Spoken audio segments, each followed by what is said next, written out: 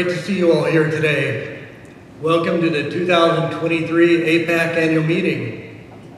My name is Greg West. I'm with the International Accreditation Service, one of the local host accreditation bodies. I'd like to welcome you all here today. We have an exciting agenda for you this morning. We have a number of things on it, so let's get started.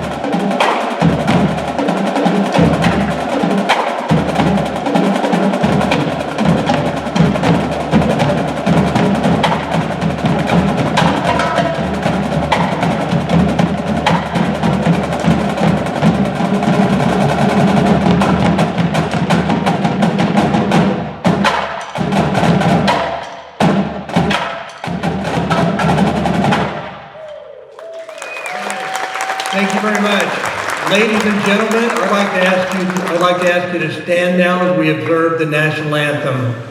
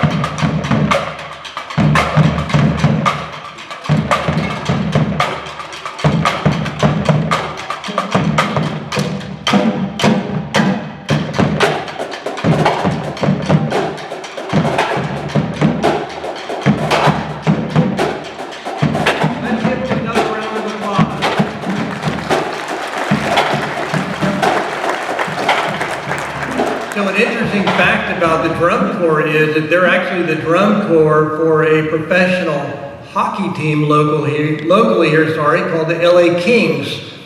At this point, I would like to welcome up Raj Nathan, who is the host chair for APAC and the president of IS, as well as the other presidents of the U.S. accreditation body, to come to the stage. Good morning, everyone, and welcome to this morning's APAC session. We have a very exciting program here, as Greg has briefly mentioned about, and you've seen a little bit glimpse of what we plan to do through the week and today. Again, on behalf of the members of Asia Pacific organization, and on behalf of all the individuals and bodies that are here, assembled here, welcome again to Southern California.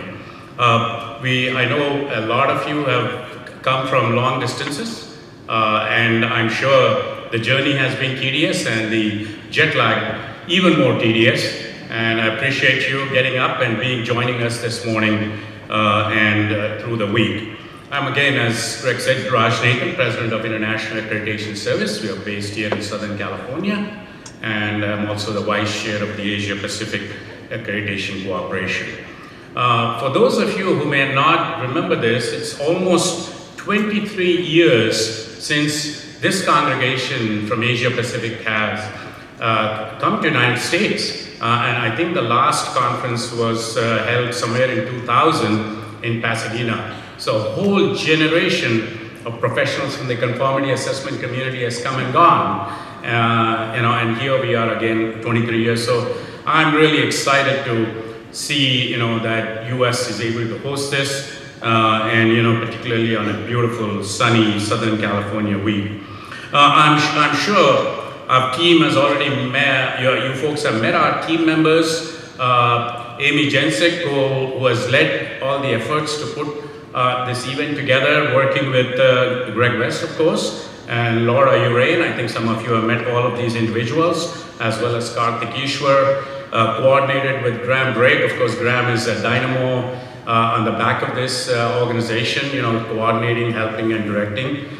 We appreciate that.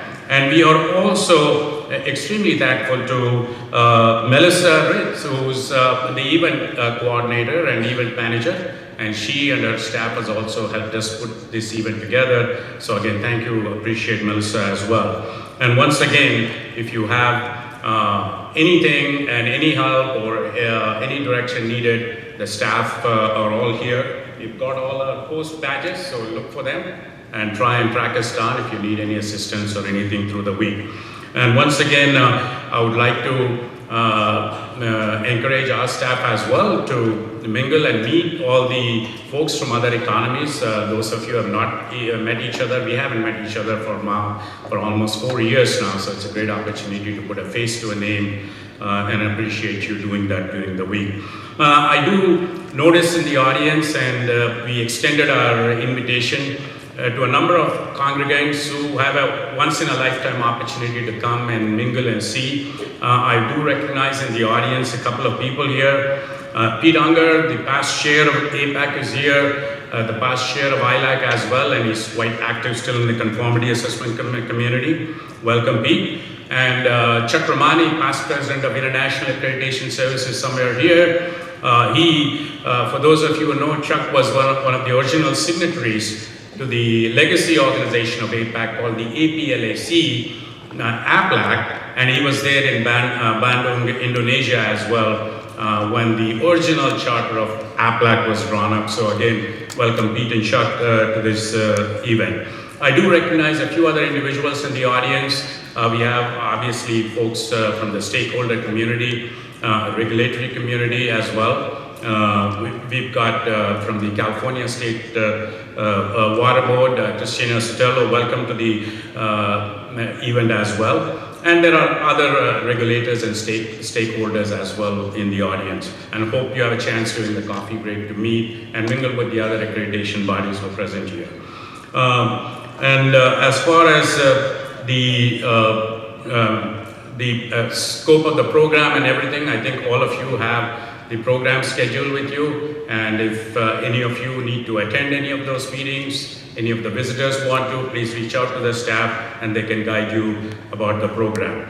And finally, on behalf of all of the accreditation bodies, my dear colleagues here, they worked very hard through the year and helped support my staff, all the chief executives of the accreditation bodies, Lonnie Spires from A2LA, Doug Leonard from ANAP, Sharon Morton from HALAB, David Crucifix from IOAS, Tracy Serzan from PGLA, Parveen Sadana from UAF, and Dana Lehman from NVLAP NABLAB. So all of the accreditation bodies that we work cooperatively and coordinate in these kind of events. I'm delighted that we could all come together and share this hospitality, share this event with you. And again, thank you folks for coming in and lending your time and effort for this event. And I'm sure it'll be an exciting event to this. Thank you very much.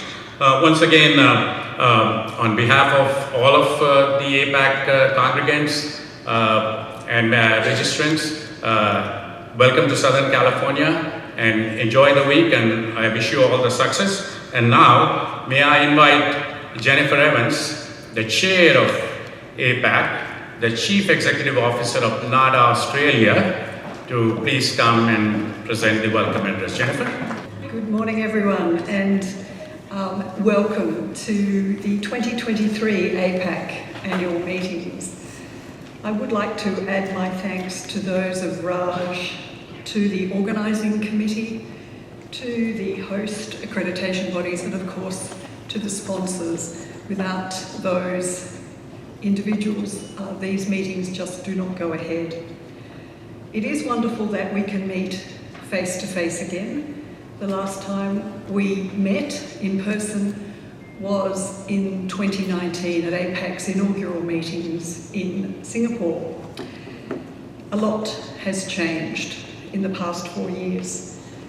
In our accreditation bodies, we have become expert at virtual assessments, and many of us have now incorporated them into our normal operations and accreditation processes. Some of us will have transitioned to hybrid working models, a combination of work from home and in office. At the international level, we've become used to virtual meetings and virtual evaluations, and for many of us that has meant at least some of those activities having been conducted at very unpleasant times, either very late nights or very early mornings. APAC itself has grown. Our membership currently stands at 56 full members and 11 associate members. In total, our reach is 36 economies.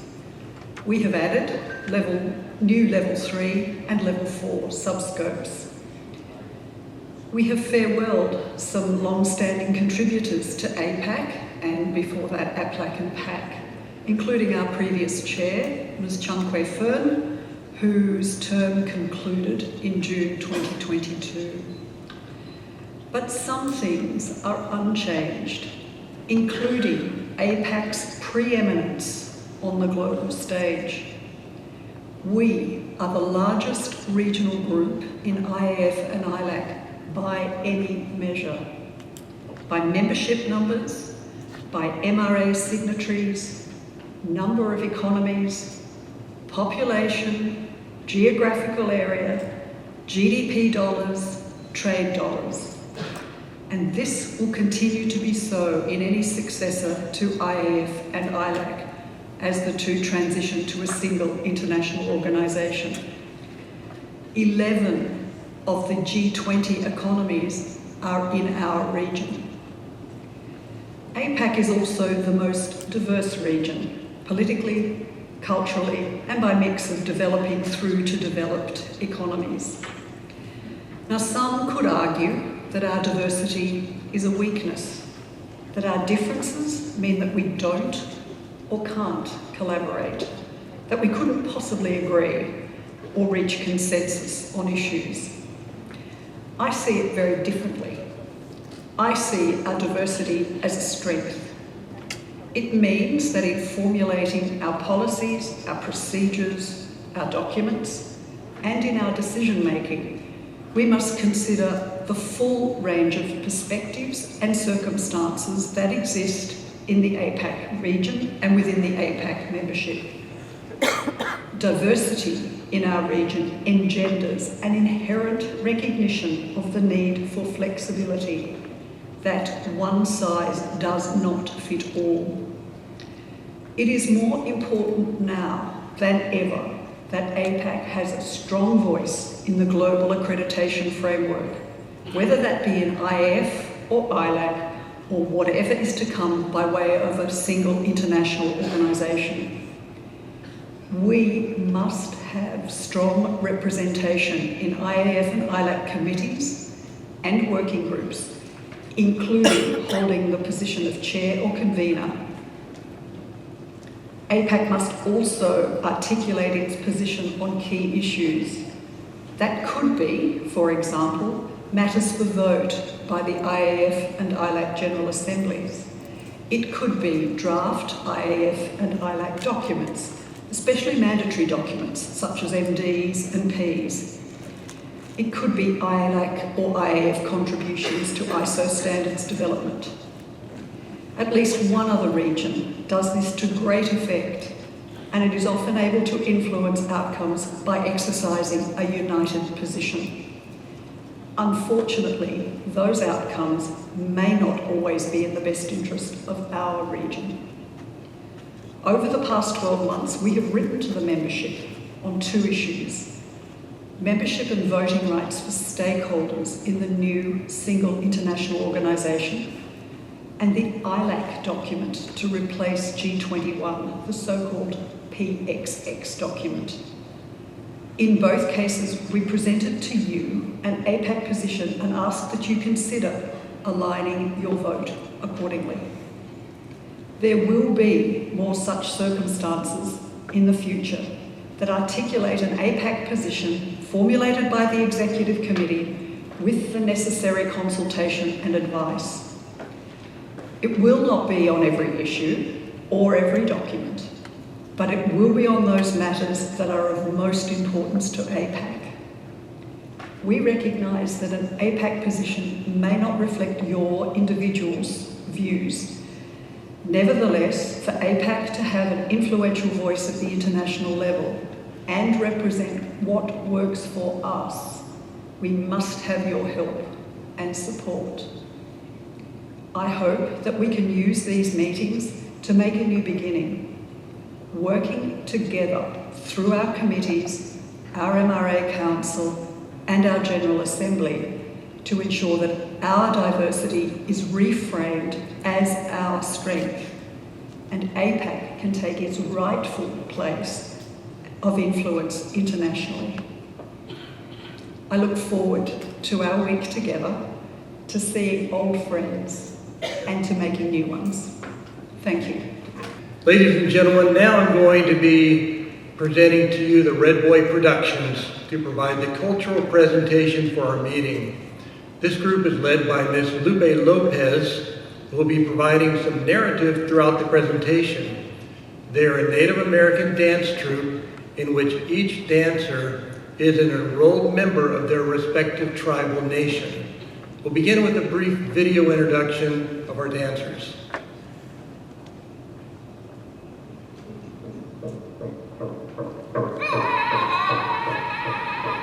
We are Red Boy Productions, and we are a Native American family dance group located in Orange County, California. We are enrolled members from various respective tribes, and we acknowledge that we are on California Native lands. We are here to share a small fraction of our Native American culture through various different styles of dances and songs. We pass this down to our next generation of children.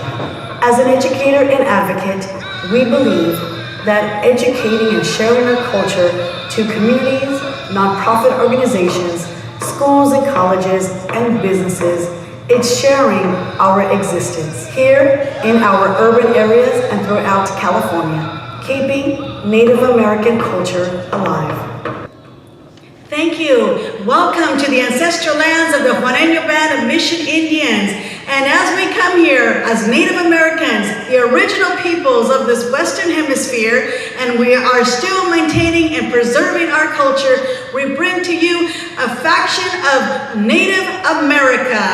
Welcome, everybody, to our ancestral homelands.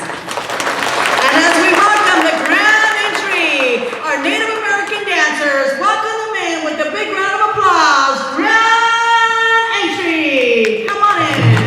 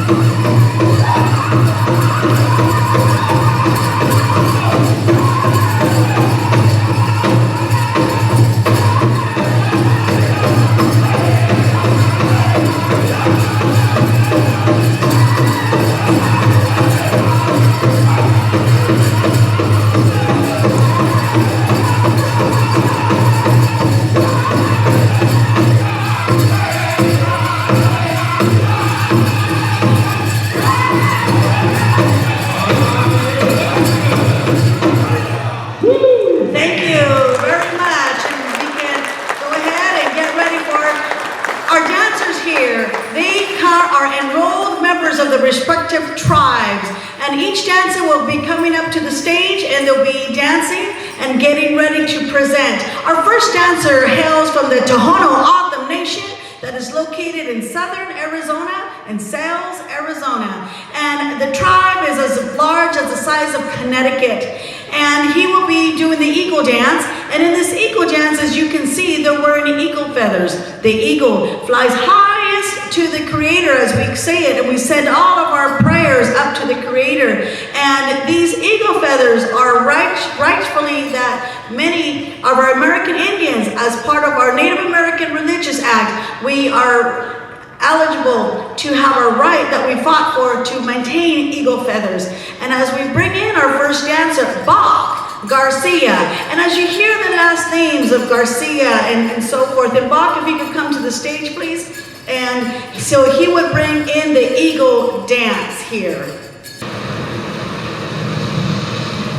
Wow.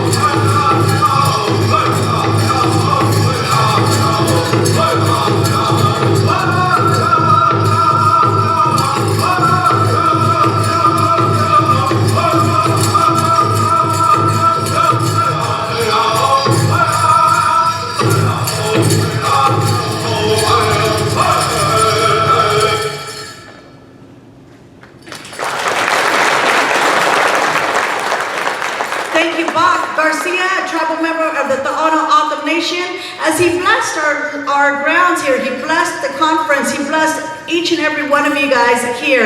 And as you see that some of our last names have Spanish last names, and that is because of historical contact with the Spanish.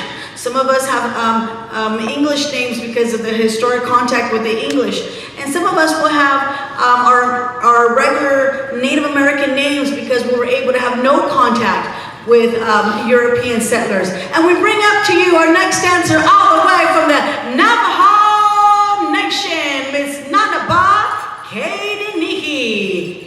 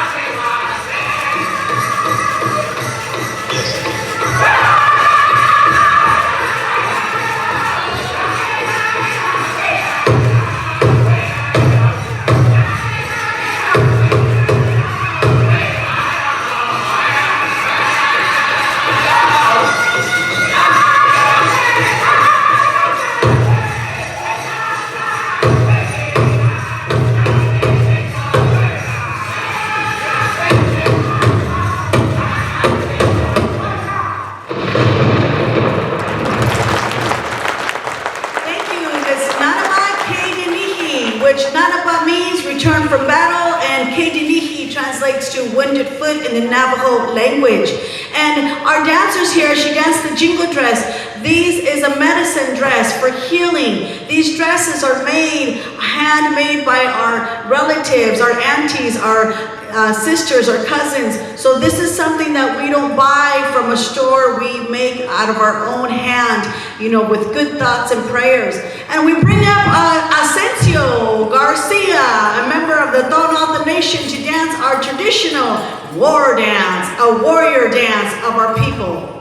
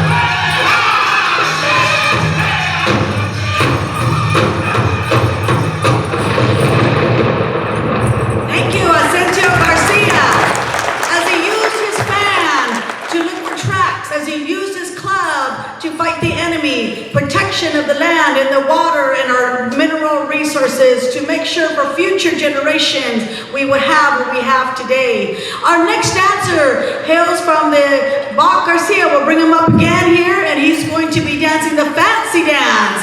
2 bustles, his eagle feathers on the top, his brooch to guide him. Look at him, he's getting ready. He's fancy, he's the fast, he's the furious. Hold on to your seat.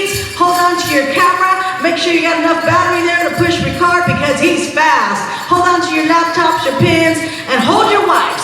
Hold your wives because he's just gonna take them away. And this style of dance comes from the Ponca tribe of Oklahoma. And here we go, fancy dance, take it away.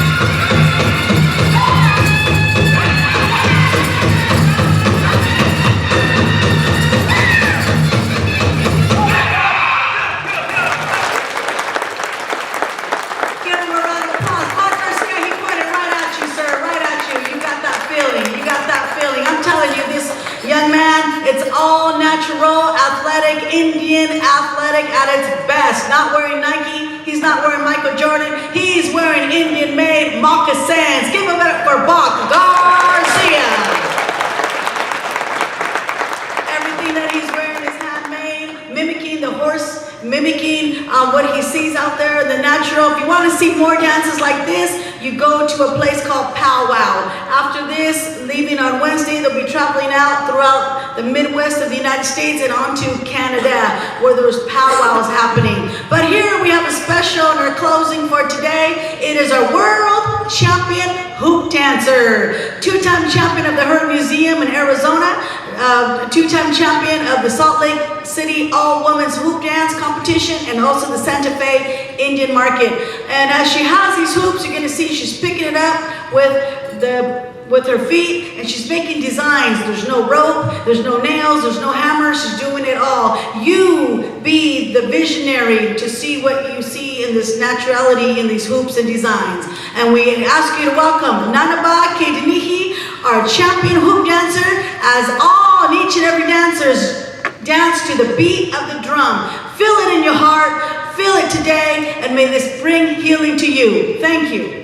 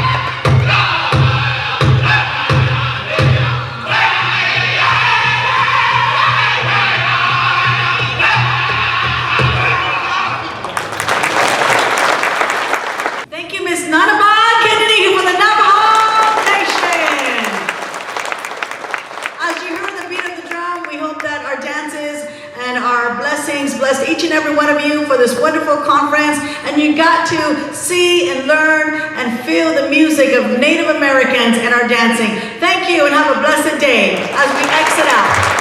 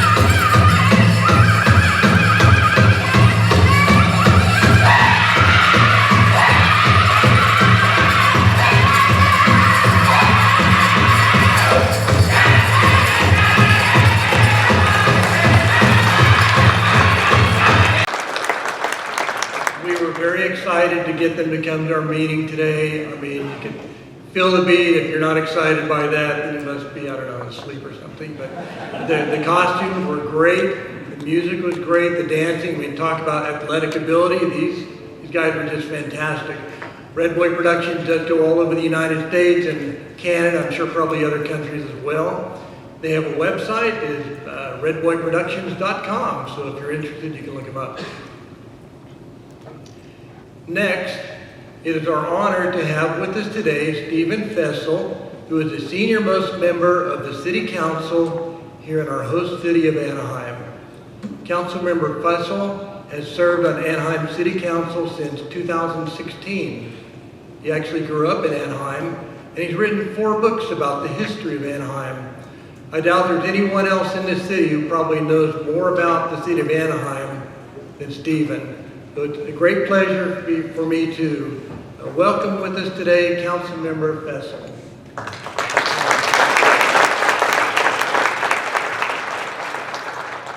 Thank you, Greg. Wow, is everybody awake now? I hope I'll keep you awake. Wasn't that great, the recent dances of our indigenous peoples? I think that is just, it shows the diversity that we have here in Southern California. Well, good morning, everyone, and wherever you are from, and I've already talked to a lot of you, and you're from a lot of places, welcome to Anaheim. We are a global, diverse city. Each year, we welcome 25 million visitors. I'm going to say that word again, 25 million visitors from across our country and around the world. As a lifelong resident, as Greg said, I can go just about anywhere and say, I'm from Anaheim. And people know, they recognize my hometown. Now, on the oft chance that they might not be familiar with Anaheim, all I have to say is one word. Disneyland, exactly. Our city is known the world over for an amazing American cultural institution. And today there are Disney parks all over the world, but none have what Anaheim does, and that's Walt Disney's original theme park. Yes, it all started right here. Our city is also home to Angels baseball and the amazing Ohtani. Shohei Ohtani, of course, we all recognize him. And of course, our Stanley Cup champion Anaheim Ducks hockey team. And while you are here, take a little time, I hope, and have a chance to enjoy some of what the city has to offer in general. Well, it's an honor to welcome you to my city. I am indeed the Anaheim kid, as Greg had said, born and raised here. In fact, Anaheim's in my blood, I guess. My parents worked in Anaheim's once dominant citrus industry many, many decades ago.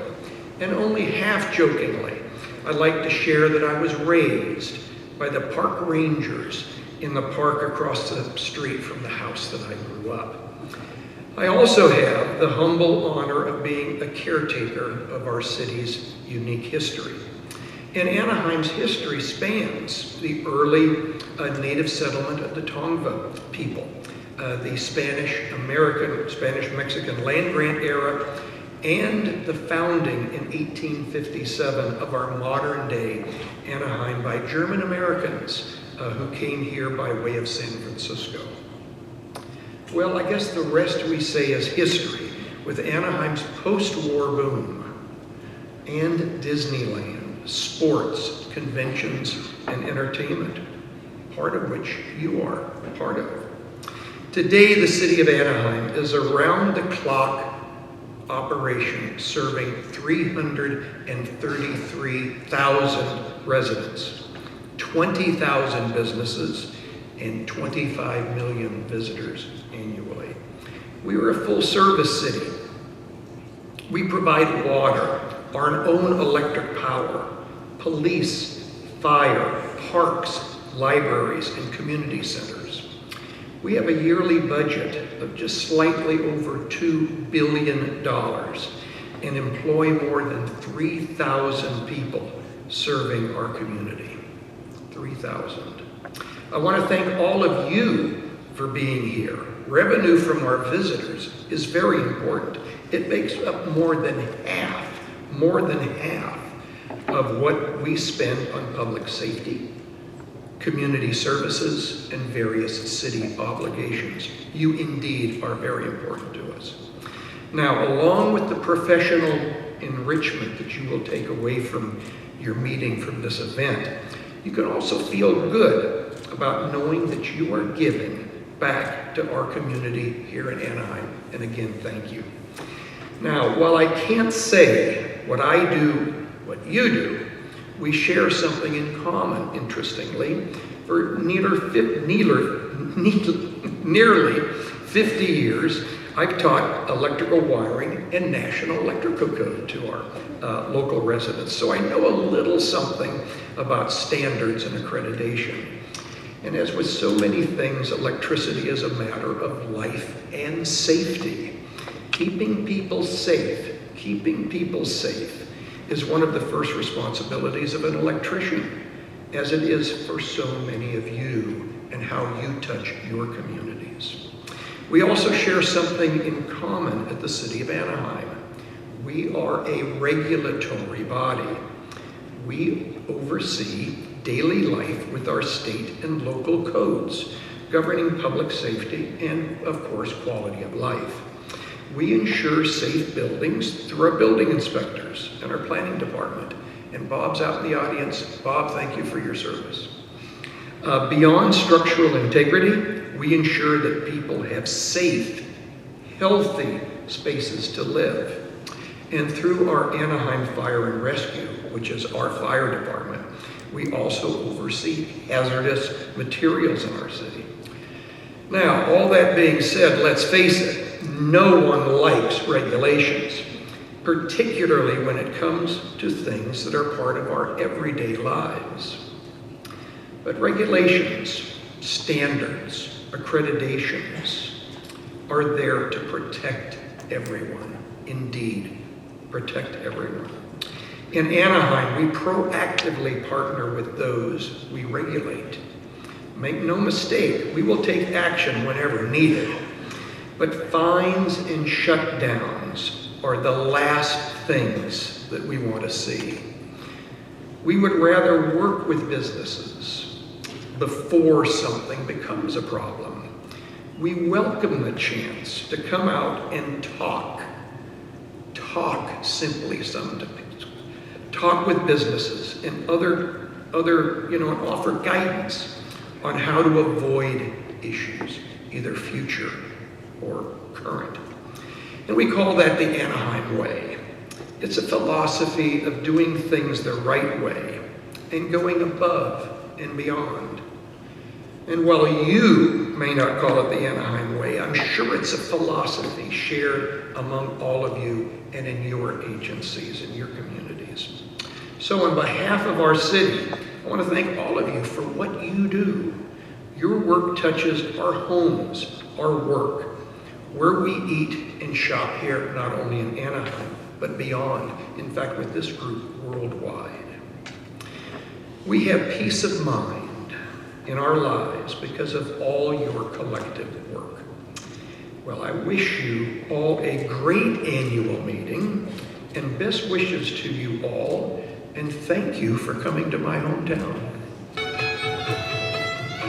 All right, well, thank you very much, Stephen. We really appreciate it. And like I told you, he probably knows more about this city than anybody else in the city. So Anaheim has a lot to offer, a lot of entertainment, a lot of great sights. So I was really excited when we found out that we could get him to come and speak to us today. So we really, really appreciate it.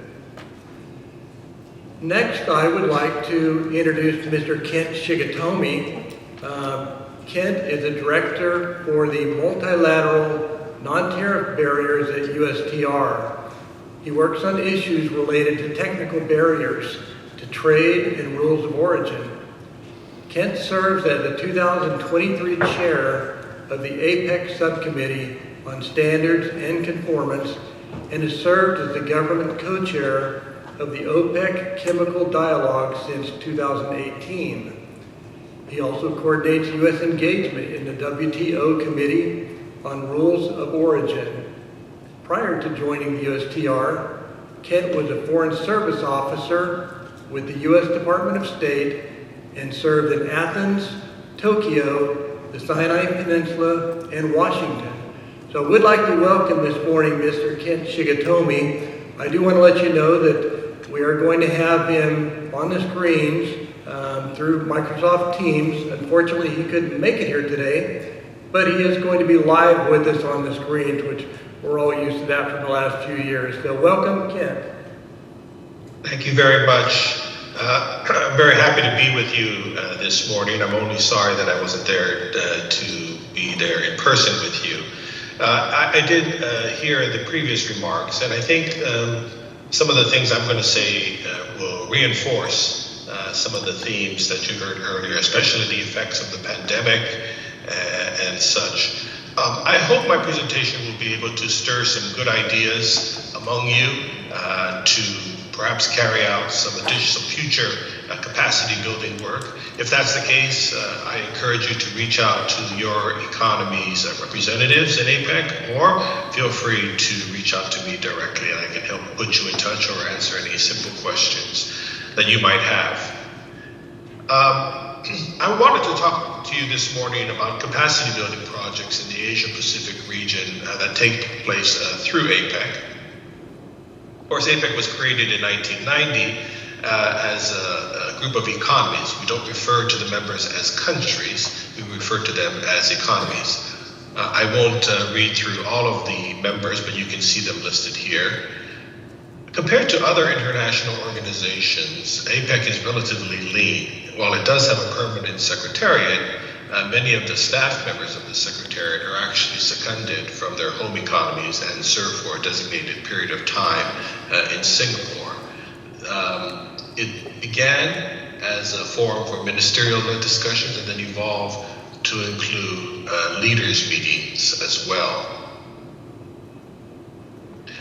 Each year, one of the economies volunteers to serve as the host economy. I should say that this responsibility does not rotate automatically between members. Economies volunteer to host APEC events, and as such, some economies have hosted more APEC years than others. In 2023, the United States is serving as the APEC host. The meetings are clustered around 3 group meetings, the senior official meetings, SOM or SOMs, which are generally held in February, May, and August. That doesn't necessarily mean that every group will meet 3 times a year. Some groups meet once a year. Some groups meet at all 3 SOMs. Some meet only twice. And economies may choose to designate which cities they want to serve as host cities. And in 2023, our host cities are Palm Springs, Detroit, and Seattle. Each APEC host economy usually develops a theme for the year, And this theme serves as the basis, hopefully, for many of the projects that take place within that year or the year after. And the US theme for this year, as you can see, is creating a resilient and sustainable future for all. And this general theme consists of 3 policy priorities: interconnected, innovative, and inclusive. So here you can see the 3 US themes. So what does it mean to be interconnected? Well, it means to build a resilient and interconnected region that advances broad-based economic prosperity. And here you can see some of the individual sub-themes within the interconnected theme. I should note that FTAAP stands for Free Trade Area of the Asia-Pacific region. APEC actually started as a forum to discuss a regional free trade agreement that would liberalize trade within the Asia-Pacific region. The second theme is innovative, to build on innovation within the region. But this extends to a number of areas. So you can see here climate mitigation, disaster preparedness, as well as digital economy and food security.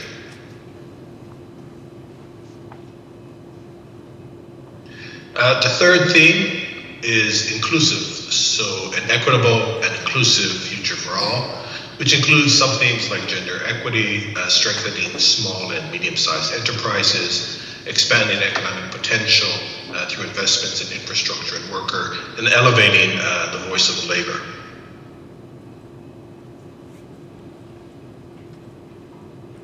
This is an overview of this year's calendar. So you can see it began actually in 2022 with a preparatory meeting in Honolulu, and then you can see here the 3 senior officials meetings in California, Michigan, and the state of Washington, and the groups that will be meeting at each of those meetings, and then finally the leaders meeting that will take place in San Francisco in November of this year. So I wanted to talk a little bit about how the work of APEC would influence your group's activities. It starts in the CTI, or the Committee on Trade and Investment. This is actually one of APEC's oldest groups. It was created in 1993 as a forum to discuss trade issues. And beneath the CTI, there are 8 subsidiary bodies. I won't read them all to you, but here you can see the Subcommittee on Standards and Conformance, the SCSC. And this group, which is one of APEC's most administratively active, is the one that focuses on technical barriers to trade, standards and conformance issues. The SCSC was created only 1 year after the CTI, and its goal is to reduce technical barriers to trade, and you can see to align individual economy standards with international standards, to promote good regulatory practice, to advance mutual recognition agreements for conformity assessment, and to pursue cooperation and transparency. My committee meets twice a year at Psalm 1 and Psalm 3, and it contains 2 more additional subsidiary bodies, one related to food safety and the other called the Joint Regulatory Advisory Committees. I'd highlight for you the last particular bullet point where you can see some of the advisory members to the committee. These bodies here all attend the physical in-person meetings of the SCSC, and they also meet on their own to prepare for that plenary meeting. In the past, these groups have worked together in order to develop projects and to come up with various project ideas that are implemented alongside other APEC events. So again, this is an opportunity for interested groups to come up with a good idea for capacity building or investigation, and to present that idea and to receive APEC funding to put that event on. And I'll talk a little bit more about that process. So these are some of the themes that we have seen in SCSC projects. On food safety, there's been work on maximum residue limits. I'd highlight the work of the Wine Regulatory Forum. They have created a model wine certificate. And the idea behind this document is is that it can accompany a shipment of wine and be accepted in any of the APAC economies as proof or information about the contents of the wine. There is a rotating annual conference. 1 year it is always on standards and conformance issues, and in the other year it is on good regulatory practices. And in 2023, the conference is going to be on good regulatory practices. The SCSC has also taken a leading role in work on standards, especially in the area of new and emerging technologies where standards issues may not yet be fully formed. So here you can see some of the areas that we have either just finished work on or are planning to work on in the near future.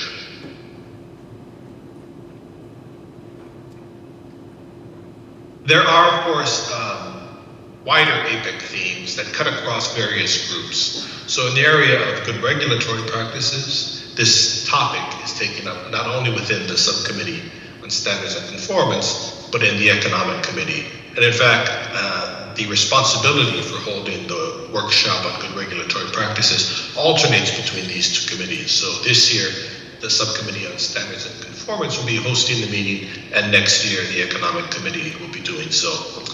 This helps bring a diversity of perspective and diversity of focus areas each year that it alternates back and forth. Marine debris is also an issue that is covered by more than one working group. Here you can see oceans and fisheries and the chemical dialogue. And finally, cybersecurity, which is really one of the newer emerging issues that a number of working groups have begun to address. So let's talk a little bit about APAC projects. So if you think about APAC, there are plenary meetings, which I've described, but much of the substantive work takes place within APAC projects. They are an important part of APAC and have been for many years. As you can see, there are about 100 projects per year, and those are just the projects that receive APAC funding. An additional set of projects are what we call self-funded, that is paid for by individual economies. Economies contribute money to funds, which are then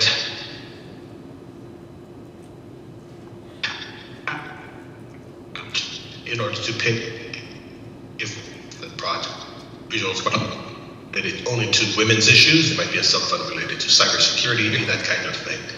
And here at the very bottom of the screen, you can see some of the projects that are going to take place this year. So we had a very good workshop on the WTO-TBT agreement and greenhouse gas measurement. And as you can see, I won't go through all of them here, but these are some of the projects that have either just taken place or are about to take place. So, as you go through your events, I want you to think about this particular slide. As you can see, I highlighted that there is $22.3 million of project funds available, and that's just for the second project cycle. In the first project cycle of this year, I think there was approximately $14 million. And this is money that can be utilized to put on capacity building projects. Economies develop documents that they submit to compete for this money. I haven't listed all of the sub-funds. I have listed here the three major funds: the General Project Fund, the Trade and Investment Liberalization and Facilitation Fund, or TILF, the Support Fund, and then I listed just a handful of the sub-funds here. As you can see, they're quite tailored to specific kinds of subjects. So what does a project cost? Projects typically cost between $100,000 and $150,000 US. And the project funds themselves typically are used to cover two main costs: the travel of speakers to the event, as well as the participants, as well as the administrative costs such as audiovisual hookups, room rentals, things like that. Project funds are used to pay for up to 2 representatives from the 11 so-called travel-eligible economies. These are the less developed economies within APAC, and here you can see exactly who you are. So that is to say that 22 travelers, 2 from each of those 11, are paid or can be paid to travel to the capacity building event. This is a fantastic opportunity to identify and to target specific individuals who may be involved in decision-making or policy development to be engaged in your capacity building efforts so that they are direct beneficiaries of your efforts. So the process to apply for APAC funding begins with a document that's called the concept note. And this is a short 4-page document that briefly describes what you seek to do. And you must, in 150 words, describe the issue that your project seeks to address. And here I've cut and pasted the 150-word description that we used to gain funding for a workshop on the TBT agreement. What we found with respect to technical barriers to trade is that there's often a disconnect between trade policy officials and an individual economy's regulators, that the two are not always aware of each other's sphere of responsibility. And so, for instance, that manifests itself in a lack of WTO TBT notifications on pending measures, and an unawareness among some regulators about what the general international obligations related to technical barriers to trade may be.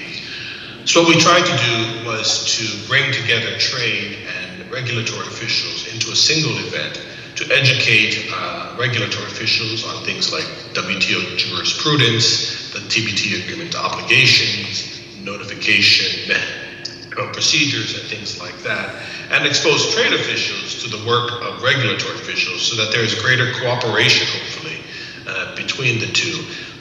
We hope that this will lead to a greater number of notifications by WTO members, as well as a drop, hopefully, in the number of specific trade concerns that are raised in the WTO TBT committee. Then there must also be a 100-word project objective, and this is the project objective that I cut and pasted from that same project. Again, our goal was to improve the implementation of the WTO TBT agreement and reduce the number of TBT-related trade issues.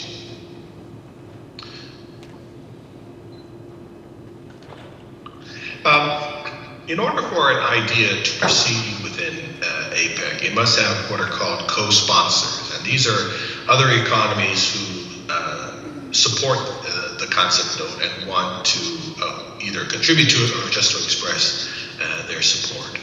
Depending on the fund that you are applying to, you may need more than 2 co-sponsors, but generally only 2 co-sponsors are required. Again, they're not required to provide any kind of financial or administrative support, but they can if necessary. And the last point, the more co-sponsors, the better. Generally speaking, the more co-sponsors you have is an indication of how broadly your project is supported by your committee, and that helps in the scoring process. There are occasionally times when concept notes are blocked. What this means is one economy puts forward a particular concept note, but the idea is opposed by another economy. And what can happen is that the opposing economy can choose to block it. And this prevents that concept note from moving any further, and it basically ends that process. This is not a tactic that is widely used, but it can be used, especially when the concept note is deemed inappropriate by another economy. So after the concept notes are collected and submitted, they are scored by each of the 21 economies, and the proposals that come out on top are the ones that receive funding, and they basically go down until they run out of funding. They draw a big red line. Everything above that has been approved, and everything below that has to wait until next year. If a concept note is successful, then it must be converted into a longer project proposal. And this project proposal contains more detailed information about things like specific financial estimates, where the event is going to be held, how much money is going to be spent on different things, and what the timeline for implementation is going to be. And once this project proposal is approved, then the project funds are released and can actually be expended by the project overseer. So you may want to think about this particular slide as well. If you're successful, when and where do you want to hold your event? Generally, there are two types of ways to do it. One is on the margin of a senior officials meeting. And here you can see some of the pros and cons, that you can expect a higher level of attendance, but those attendants may be more generalists rather than those 22 experts that you identified from the travel-eligible economies. Or you may choose to hold it separately outside of the APEC cycle of meetings, and you may hold it either on the margins of an international meeting or within an individual APEC economy. The problem with that is that most attendees are going to be from that particular economy because they're physically there, but that may be your goal. You may want to educate a particular economy about a particular issue. And this is a pattern that we've seen in other APEC projects in the past, where an economy will put forward an idea to educate its own regulators about a specific subject. Finally, there is a logical but rarely seen option where you can choose to hold the event on the margins of a larger international meeting. Actually, such as one you're having right now. We could, in the future, aim to hold a capacity building event on the margins of your future meetings. And this would be an opportunity to have a built-in audience of policy experts, as well as to attract and pay for the travel of additional attendees who may benefit from your capacity building work. So if you want to hold future events, this would be one way to do it. The benefits of this is you would likely already have covered some of the administrative costs, such as room rentals, audiovisual equipment, and such. And so you would have a built-in system to either support the delegates who are attending in person, or to allow for virtual participation from outside speakers and participants. So let's talk a little bit about what makes a project successful. I know it sounds strange, but we want to, there is no fault in repeating some of the work that has taken place in the past. In fact, that doing so does a couple of things. First, it demonstrates that a particular subject has support among more than one economy.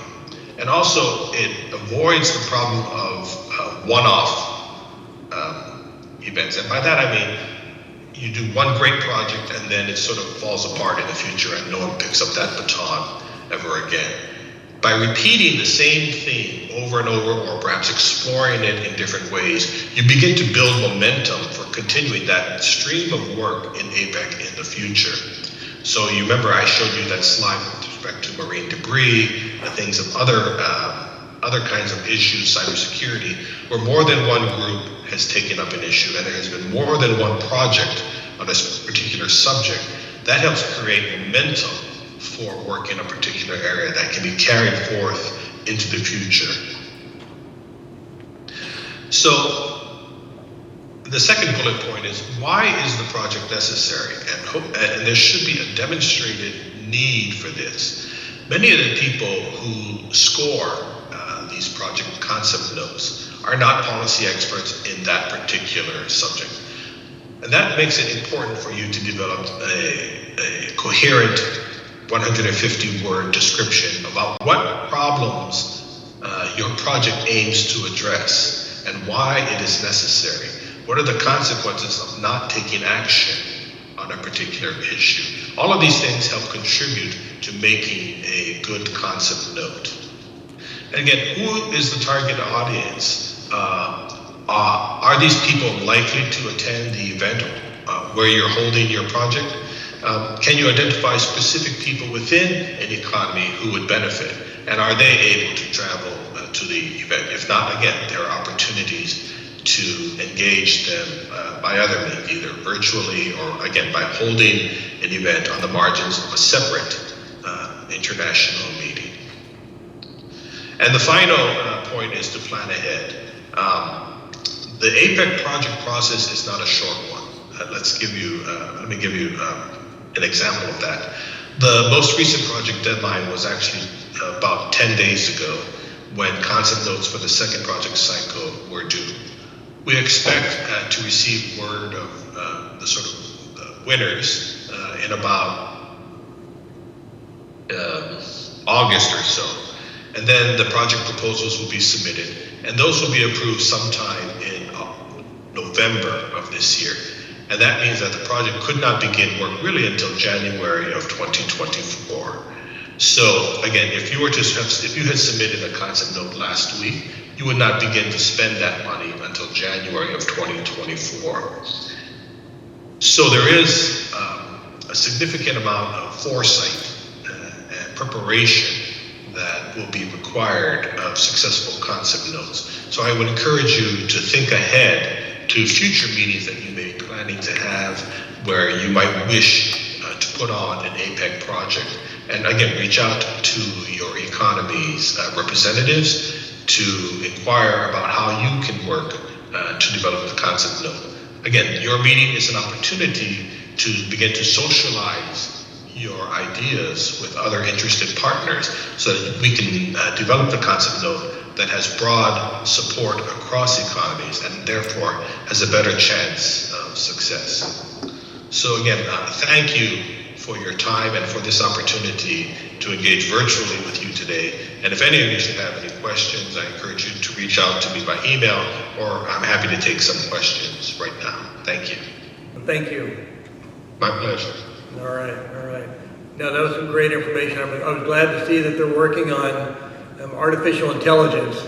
That's been something, at least here in Southern California, it's definitely been in the news a lot lately. People are a little concerned about it, so glad to see they're working on that. But anyway, thank you very much, Kent. And our next speaker is going to be Mr. Rick Titus. And Rick, come on up. Rick is the Accreditation Asset Manager for Underwriters Laboratories. Rick has been with UL for more than 38 years. He manages the team that handles the accreditations, covering UL testing, inspection, and certification services. We all know UL, and come on, Rick, we appreciate it. Thanks for being here.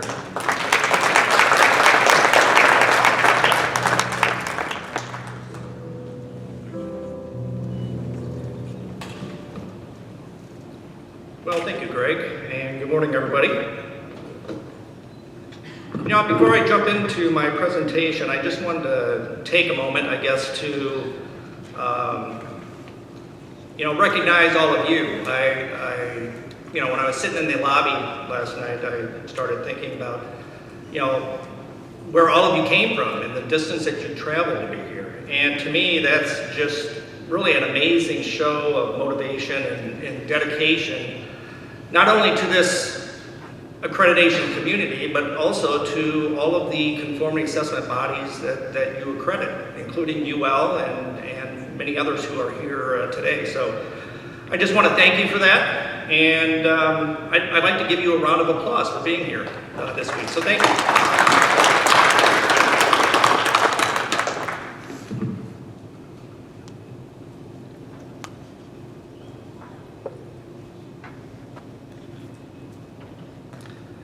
So again, my name is Rick Titus. I'm with a company called UL Solutions. Our name used to be Underwriters Laboratories. We changed that name about a year ago, but we, also go by UL as well. So I've been with UL for 38 years, and I've had a number of different positions at UL over the years. But for the last 20 years, I've been involved in managing UL's accreditations. And I have to say that one of the highlights of my career was Back in 1989, UL had asked me to relocate to Taiwan. And so I did. I was in Taiwan for 3 years. I helped establish our operation in Taiwan where we got the lab set up, we were training staff to do testing and product certification work. And so I lived there for 3 years, and yes, I do speak some Chinese Mandarin, just a little bit. So for those of you here where Chinese Mandarin is your first language, Ni hao ma, wo zai Taiwan zhu guo san nian. So hopefully that was right.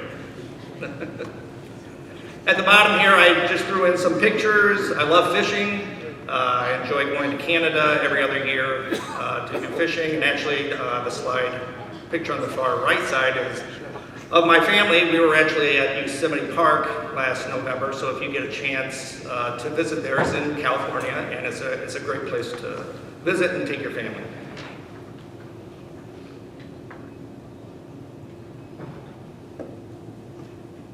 So here's a snapshot of UL Solutions as a global conformity assessment body and some interesting facts about us.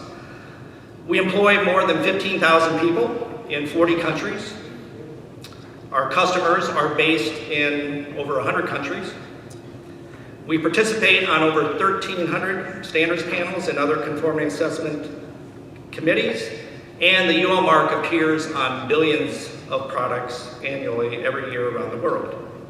And I've also included here some other facts as it relates to the 80,000 plus customers that we serve.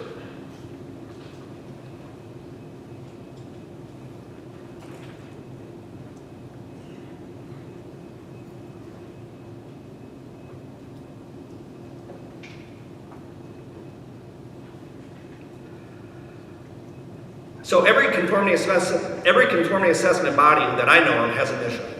And for more than 130 years, beginning in 1894, we've had an unwavering mission in living through our mission, the mindset and actions in the conformity assessment world.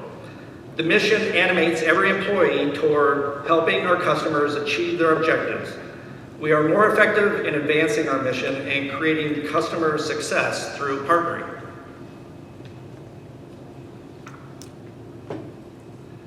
With our partnership, businesses are better prepared for the unknown and can innovate with confidence. We bring safety science to life to transform what's possible for businesses.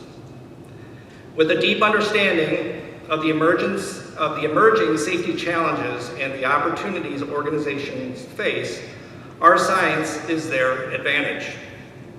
At UL Solutions, we draw on the scientific methods to create transformative technologies and tools and deliver customized solutions. Together, we can make the world safer and more sustainable.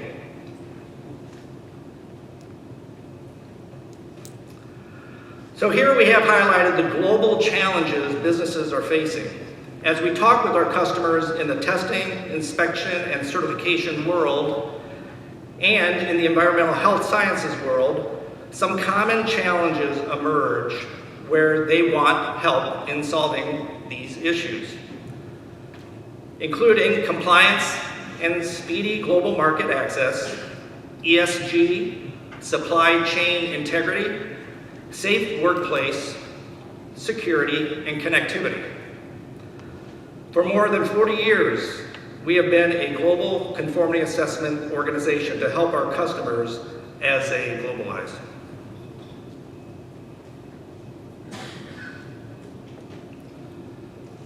So through our deep technical expertise, extensive knowledge of the market access and certification, regulatory requirements, we are helping customers with these challenges. We have more than 150 locations worldwide and highly equipped laboratories.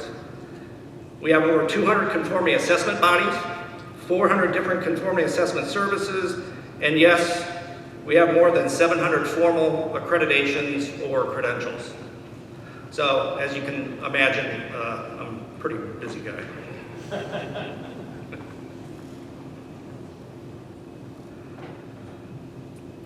With our large global footprint, we deliver confidence through testing, inspection, and certification. We offer universal symbols of trust that drive marketplace confidence and acceptance. We help them quickly gain access to their priority markets while serving them in their time zone and in their language. Our proprietary SaaS solutions, which stands for Software as a Service, and industry-specific expertise enable businesses to innovate with confidence.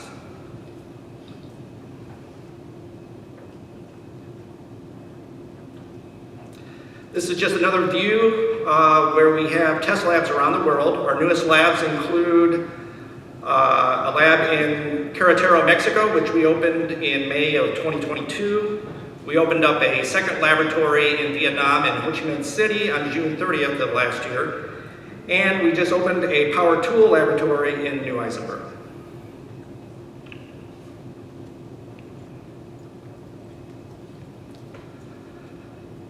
The world is more complex now due to globalization. We all know that. We need much stronger working relationships among all of us and the market stakeholders who drive the demand for conformity assessment services.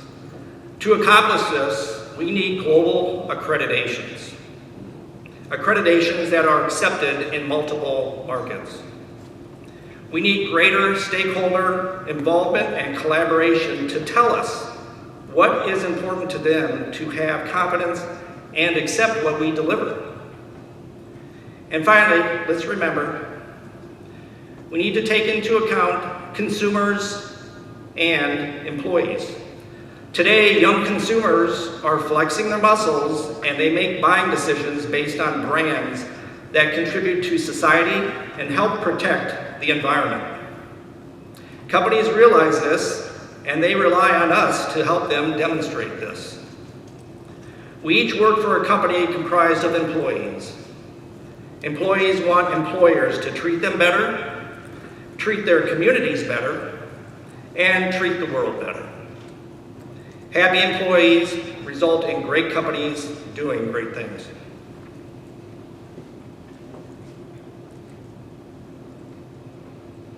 So here are some additional actions we can do collectively among accreditation bodies and conformity assessment bodies to help companies achieve their goals. Create pathways to access global markets faster. Continue to improve conformity assessment and accreditation processes. More focus to deliver value to our customers with new services. Continue to drive trust and confidence into the marketplace. Work urgently to enable decisions to solve complex problems that impact trade. And finally, strengthen the ISO IEC standards to address the growing global needs for conformity assessment and global accreditation bodies. Develop new services that deliver trust and confidence. UL Solutions has a significant impact around the world across the industry and business landscape with governments and policymakers in the lives of consumers and work of employees. I want to thank you for allowing me to speak with you today, and I really hope I get a chance to meet each and every one of you during the week. Thank you. Thank you, Rick. We definitely appreciate it. We appreciate the support from UL Solutions. Always good to hear from our stakeholders. Now let's see if this works. All right, our next presenter is going to be Mr. Sam Palmer. Come on up, Sam. Sam is the chair of the International Code Council Major Jurisdictions Committee, a group of building regulatory leaders from the largest cities in the United States and abroad that focus on best practices for building safety. Sam was also awarded the title of Building Official of the Year by ICC in 2022, a very prestigious award considering this organization, ICC, is made up of every city and every county building department in the United States.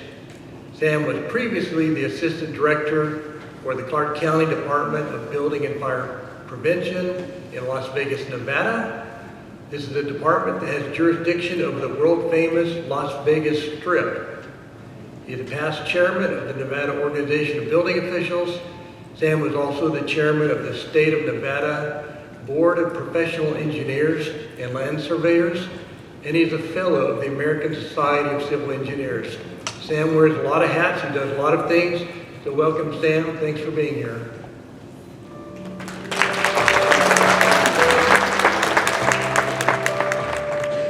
Thank you, Greg. It's good to see everybody. I'm Sam Palmer. I'm from Clark County, and if you don't know where Clark County is, just think of Las Vegas. Las Vegas and Clark County commingled between the two. And actually, Las Vegas is now home of the Stanley Cup winners, the Vegas Golden Knights. I just wanted to pass that on. But accreditations and special inspections help build all of this. Billions of dollars of construction here in the Las Vegas Valley. Without special inspections, without the accreditations, we could not afford, nor could we have the personnel necessary to do this work. From an AHJ, the authority having jurisdiction, that's the government. Building departments are often understaffed, makes it difficult, if not impossible, to manage a special inspection program. Lack of staff and absence of administrative framework to enforce special inspections. The Special Inspection Agency Accreditation Program was developed to help build building departments overcome these obstacles. And I'll show you a couple of slides of what we're doing down the pipe. But one of the key issues is in the ICC codes, national codes, international codes, they adopt the special inspections programs. You as the building departments, you as the accreditation programs, et cetera, can mimic that and just pull that program into your services, and it's all funded by the private folks, which works very well. You have staff augmentation that works very easy, and you don't have to worry about the ups and downs of the economy, et cetera. What are special inspections? Per the building code, the ICC International Building Code, section 1704 talks about special inspections. For lack of better words, they're basically the structural special inspections that a lot of the departments don't have the capabilities or the specialty to get in there and perform those. Out of there's 16 as a minimum different special inspections, all the way from foundations all the way up to the rooftops.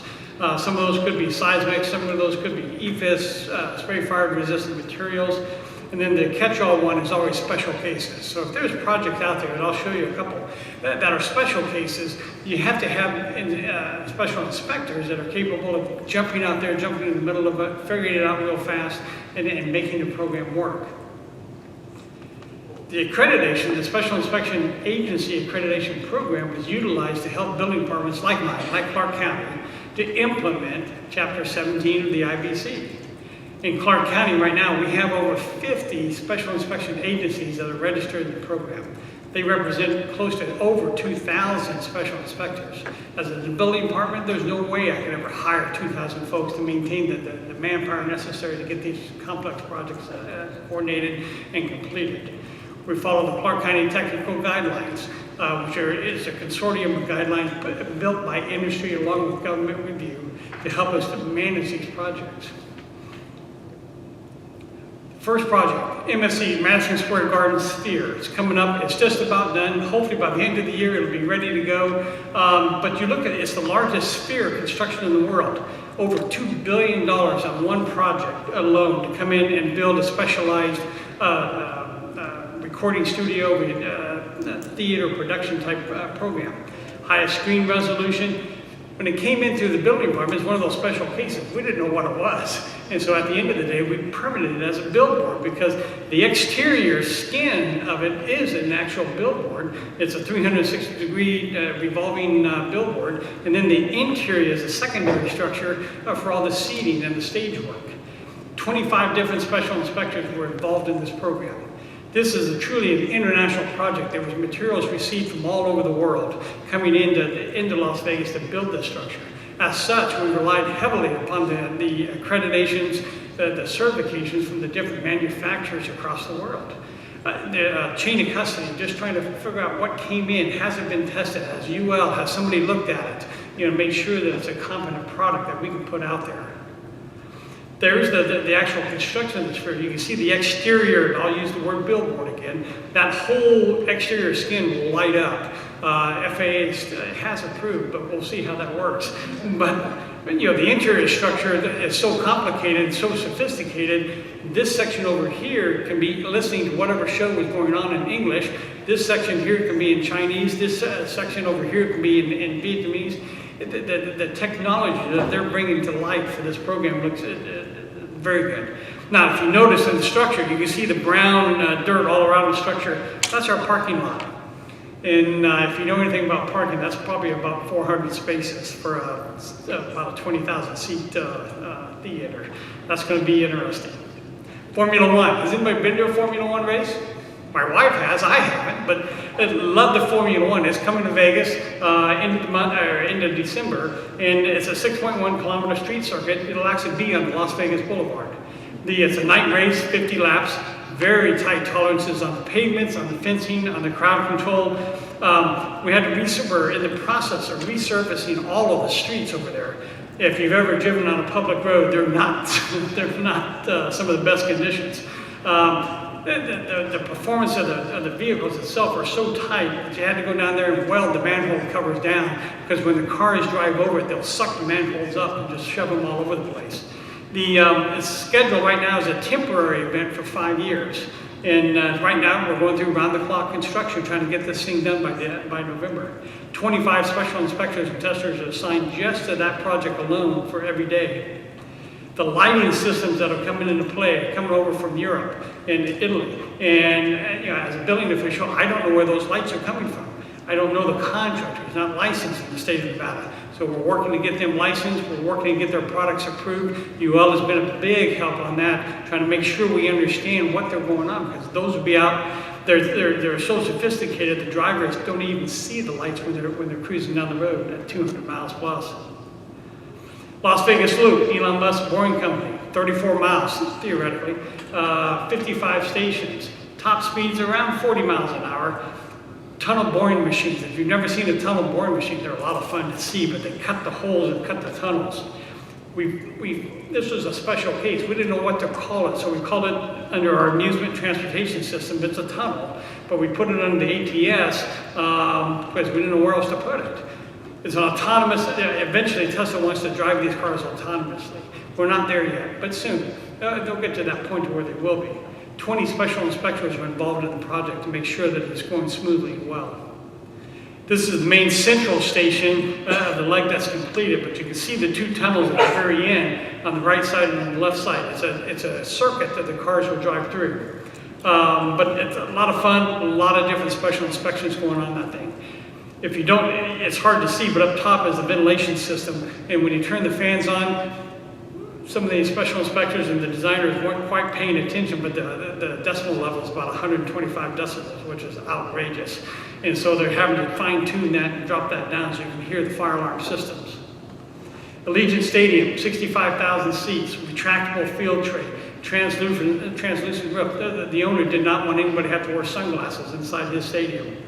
Parts from all over the world, 25 to 40 different special inspectors. We were fabricating steel across the U.S., across the world, getting it in there as fast as we could to get that thing built. So we needed inspectors all over the countryside. Mortensen McCarthy. Mortensen was the national folks, international folks that had a lot of experience in stadiums. McCarthy was the local builder. Teaming the national with the local worked out very well because the local guys knew the processes. Which the out-of-town guys did not. There's an exterior view of the stadium along with the movable field tray. The grass moves in and out. So on game day, the grass moves in. There's special inspections to rotate the columns up, slide the tray in, and bring it back out. A lot of fun. But it's the grass itself is probably 360 days outside. EDC, Electric Daisy Carnival. And I'm hoping this audience, has anybody been to EDC? Amazing conference, amazing electric dance music festival. 500,000 plus attendees over 3 days. 10 different stages, some of the world's largest stages. During the event, it hosts the second largest hospital in Nevada because of EDC. All the different things that go on there, and I'll leave that one alone. Outside camping tents with AC. It's permitted as a temporary event, which causes us major headaches. The code develops in permanent structures, i.e. 180 days plus. temporary events like this, when they bring them all in, they slap them together as fast as they can build them, and then they bring in 500,000 people, and then they go away in 3 days. Those stages are some of the most complex things I've seen in a long time, and without special inspections, there's no way you could house them and keep them going.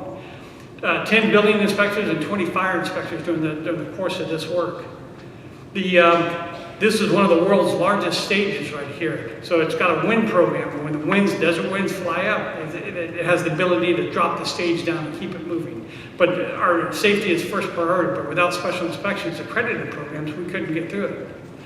So we've got a lot going on in Las Vegas, a lot that requires on the special inspections program, and we need that accreditations, the certifications that you all provide, and it makes for a very good project. Thank you very much. That was great. I always love talking to Sam. He's such an entertaining speaker, and hearing everything that goes on in Las Vegas. After they design and construct and the buildings are together, then the building official and the fire guys will sit in the audience and say, okay, run the show for me. And so then they're sitting there watching, and they'll see, the guys in motorcycles come jump this way and that way. They'll see a fire come up, and it'll be like, okay, wait, you can't have the fire there because it's going to catch the building on fire. And so anyway, Sam always has just great stories to tell. Our next speaker, I'm happy to introduce Ms. Deanne Benish. Deanne is the Global Scientific Affairs Manager at Neogen, where she provides leadership to global teams to engage in strategic local regulatory activities to drive recognition and acceptance of methods and partners with government and non-government organizations in development of standards and methods. Deanne is also a past president of the Association of Official Analytical Collaboration, or AOAC International. And come on up, Deanne. I'm really glad that you could come and join us. I know you flew across the country. So thanks for doing that. Thanks for being with us. Thank you. Appreciate it. For that nice introduction. Good morning. So I was asked to speak to you as a past president of AOAC. And as I started thinking about what I would do in my presentation, I realized that I have had accreditation in my history, in my career, my 45-year career from day one. So 1978, when I started at the hospital as a medical technologist, I worked in a laboratory that was accredited through the Joint Commission. So I began my career with accreditation. And I only worked there for about 3 or 4 years, and then I moved to the 3M company in 1982. Look at that change in my hairdo. It's actually a picture from the 90s. My son will say, when you were young, you had grandma hair, and now that you're a grandma, you have young hair.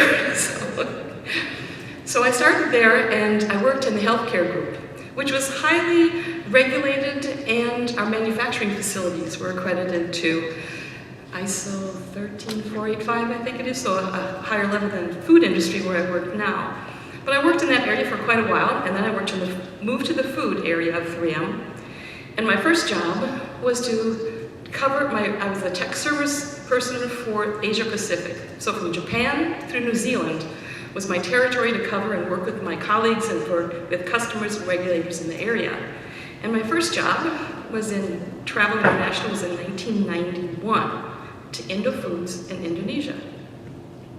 And the reason that they wanted me to come and work with them is because they were starting to work in their laboratory to get themselves up to speed on ISO Guide 25. That's how old I am. It was still Guide 25 before 17025. And so that was my first experience with accreditation in the laboratory. So since that time, I've had a long career, and as was mentioned, AOAC. I don't know if you know much about AOAC. It started as the Association of Agriculture Chemists, and it was started by USDA in the late 1800s. And they wanted to come up with methods that they could use between laboratories and get the same results. And so they were looking for collaboration on methods. And after a period of time, USDA broke off into USDA and FDA, and AOAC moved to FDA, and it became the Association of Analytical Chemists, and you could not belong unless you were a chemistry person. And after 50 years, FDA decided, we don't want to fund this anymore. You can be off on your own, AOAC. And so it became the Association of Analytical Communities, because now it's not just chemistry, it's allergens and microbiology, which is the area I work in, and many other things. While I was president, my main objective was to make us more international, because it's in our name, and yet we continue to be too US-centric, I felt.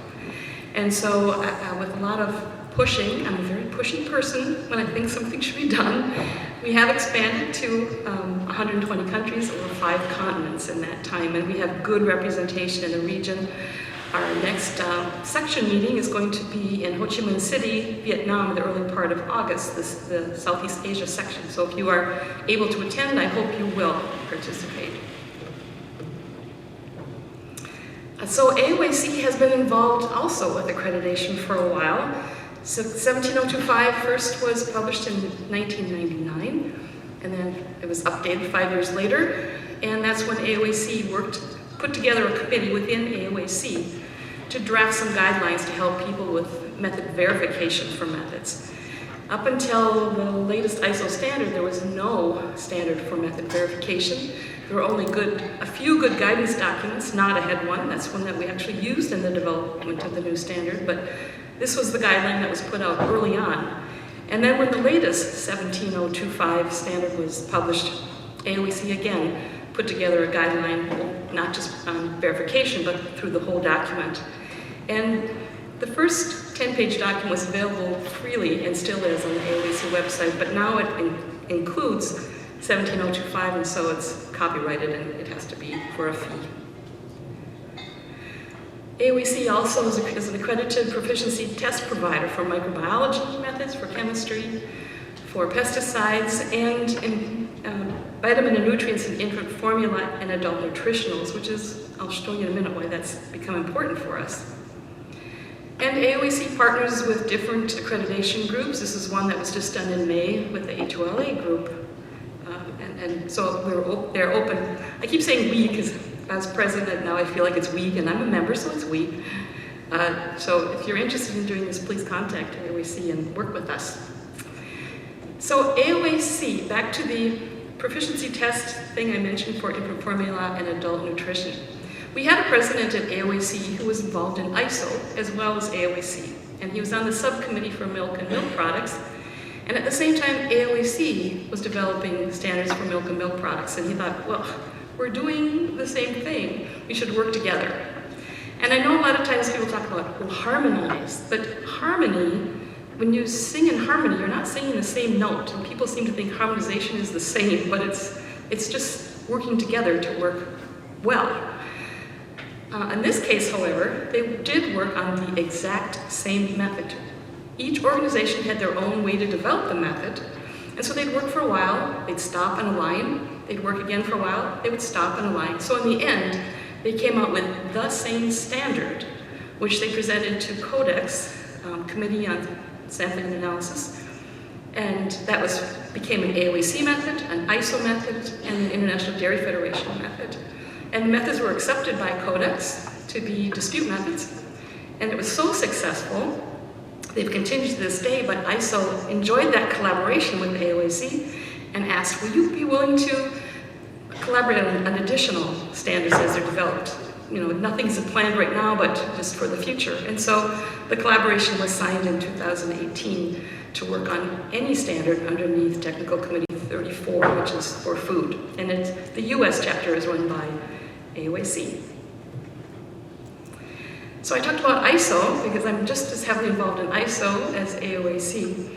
And I work in the area of microbiology. And so the subcommittee 9 is the group that works on microbiology. And the countries in blue are those member countries that pay enough to participate in the development of standards and vote on the standards.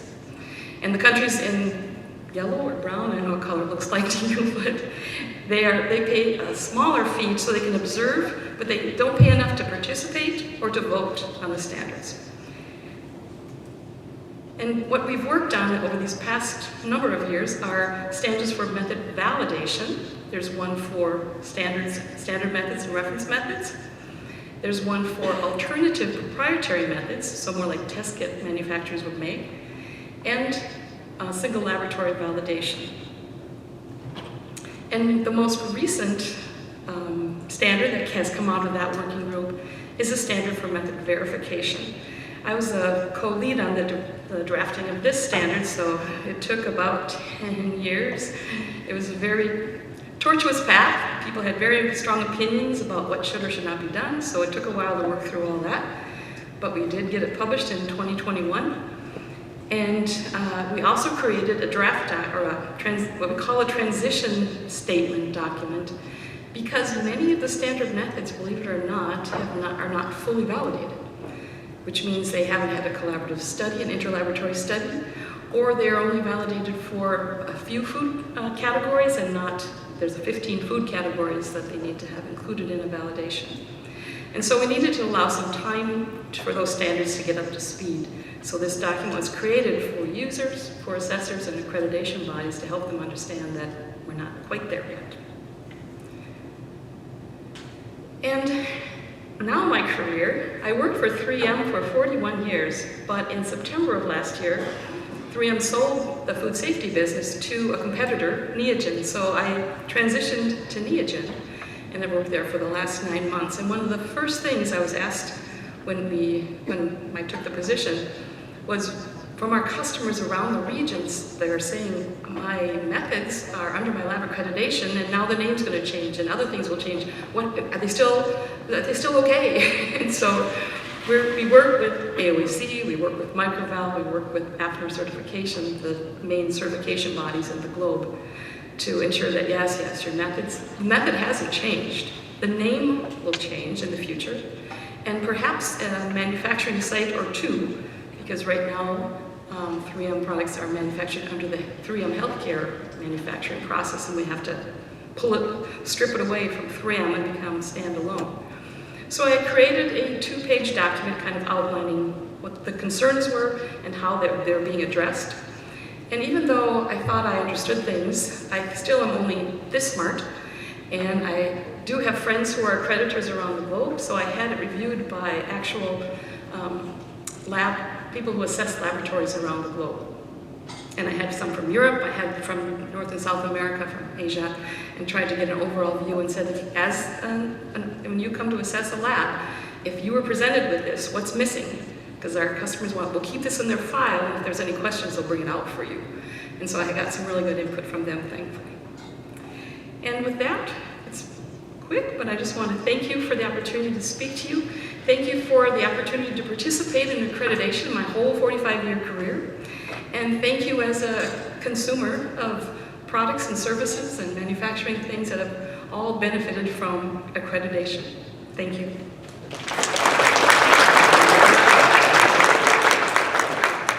Thank you very much, Deanne. I told you she's a great speaker and some very useful information.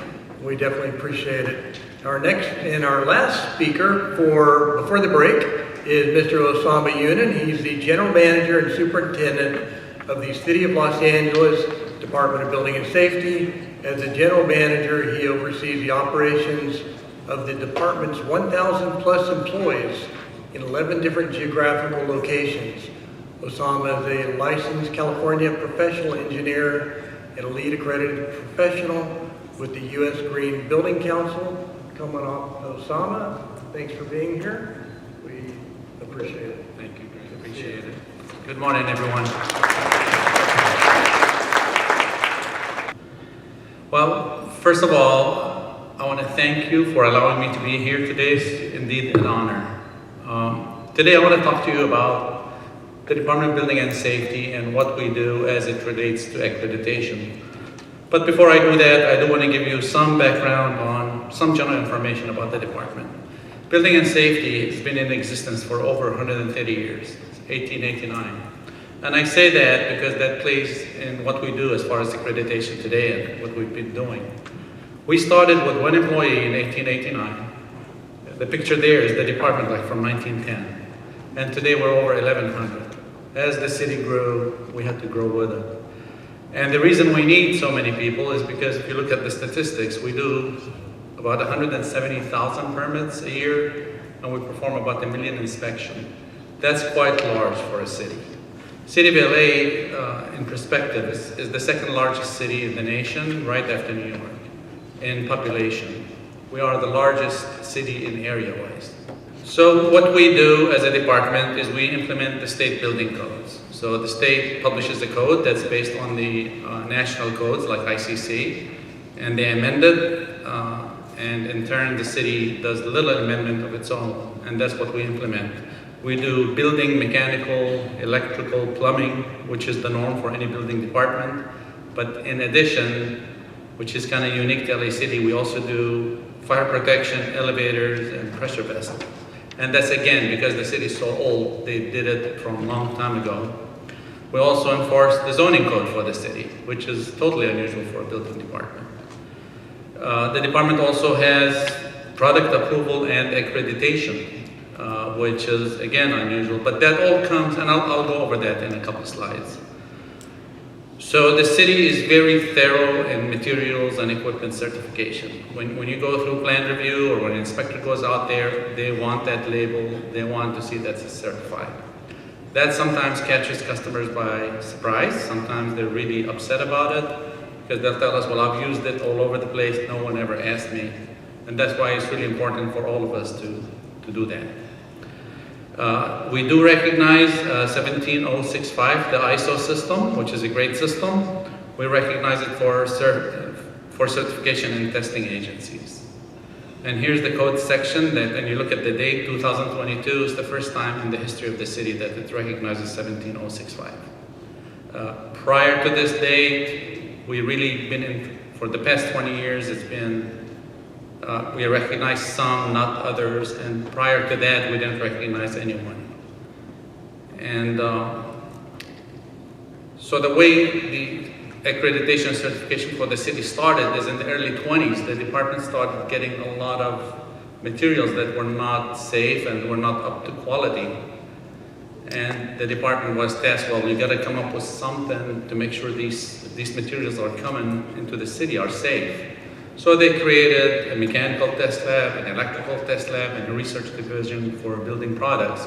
We actually had actual labs in there, and they're doing all kind of tests to make sure they're safe. They had people writing standards that were then evaluated against.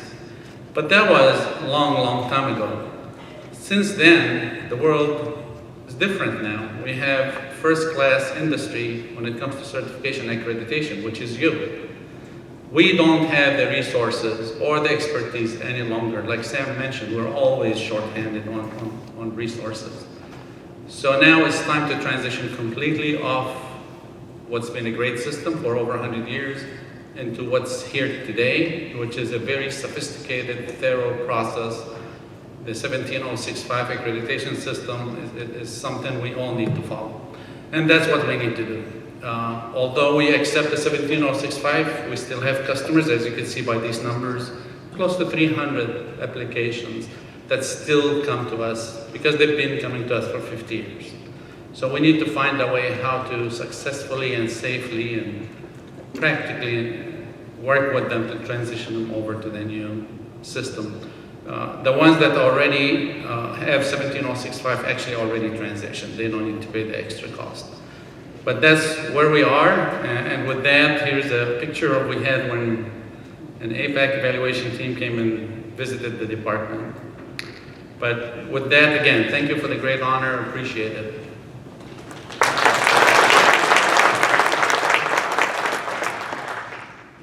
All right, thank you very much, Osama. We definitely appreciate it. And I think you'll notice a theme in the U.S. and probably other countries too, is that you know, the government just can't do everything anymore. And so, you know, they see the accreditation system for all the programs that we have to offer. And so they're starting to use that to supplement the work that they're doing, and really in every area of government. So it's definitely a benefit to all of us. With that, we are going to have a break, but we're going to shorten our break, actually quite a bit. So how about if we come back about 10 after 11? There is coffee outside. I'm not sure what else they might have. We'll take a quick break. We'll get on with the morning and stay on schedule. Thank you. All right, so welcome back from the break. Hope everyone, got their coffee, got something to eat. We're going to go for the second half of our program here. And I would like to begin by thanking all of our sponsors who made contributions for the annual meeting, to help support us here. You can see the logos on the screen, and throughout the conference we have banners with their names on them. So thank you very much. And with that, next I'm going to introduce to you Dr. George Anasopoulos. George is the Senior Vice President with the International Accreditation Service. He'll be the MC or the host for our panel discussion during the second half. So thank you, George. Come on up. Thank you, Greg. Hello, everybody. And I would like to welcome our distinguished guests in the panel today. Welcome, everybody. This panel is dedicated for a discussion regarding the United States accreditation system and how the United States accreditation system is responding to the requests of the global supply chains. So it is an interesting topic, and also I know that you are coming from many different areas of the world, that you operate a local accreditation system probably different from the one in the United States. So I would take just, before we start the presentations, I would just steal a few minutes from your time to give you some initial thoughts about what we would like to discuss today. The first thing is that I would like to clarify and make clear that in the United States, there's not only one accreditation system or one group of accreditation systems. There are many, and many different approaches on the type of accreditations. So all of us, we operate under a common framework. We operate under the common framework of ISO 17,000 series of standards, and we are designed, all our bodies, to satisfy those requirements. And then we operate under the ISO standards or national standards, but the standardization system that it is designed to be harmonious, I would say, and to be homogenized all over the world. But this is not the only type of standardization or accreditation system existing in the United States. So in the United States, you may find other totally different accreditation programs. They don't operate under the structure, the umbrella of ISO, CASCO, and so on. There is accreditation, for example, from universities. There is accreditation for health industry. And they are totally different. Even the meaning of accreditation on these worlds is totally different. So I was participating, I remember a few years ago, in a conference for health sector, and there was a total confusion because what they were meaning as accreditation in our world is certification. Because what they said, accreditation of hospitals, in our language, it is the services provided from certification bodies. So even the terminology was different. So it's not that we are the right and they are the wrong, or they are wrong, we are wrong and they are right. We're different, just different.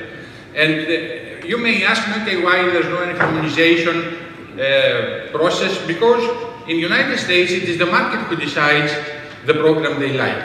It is not the government.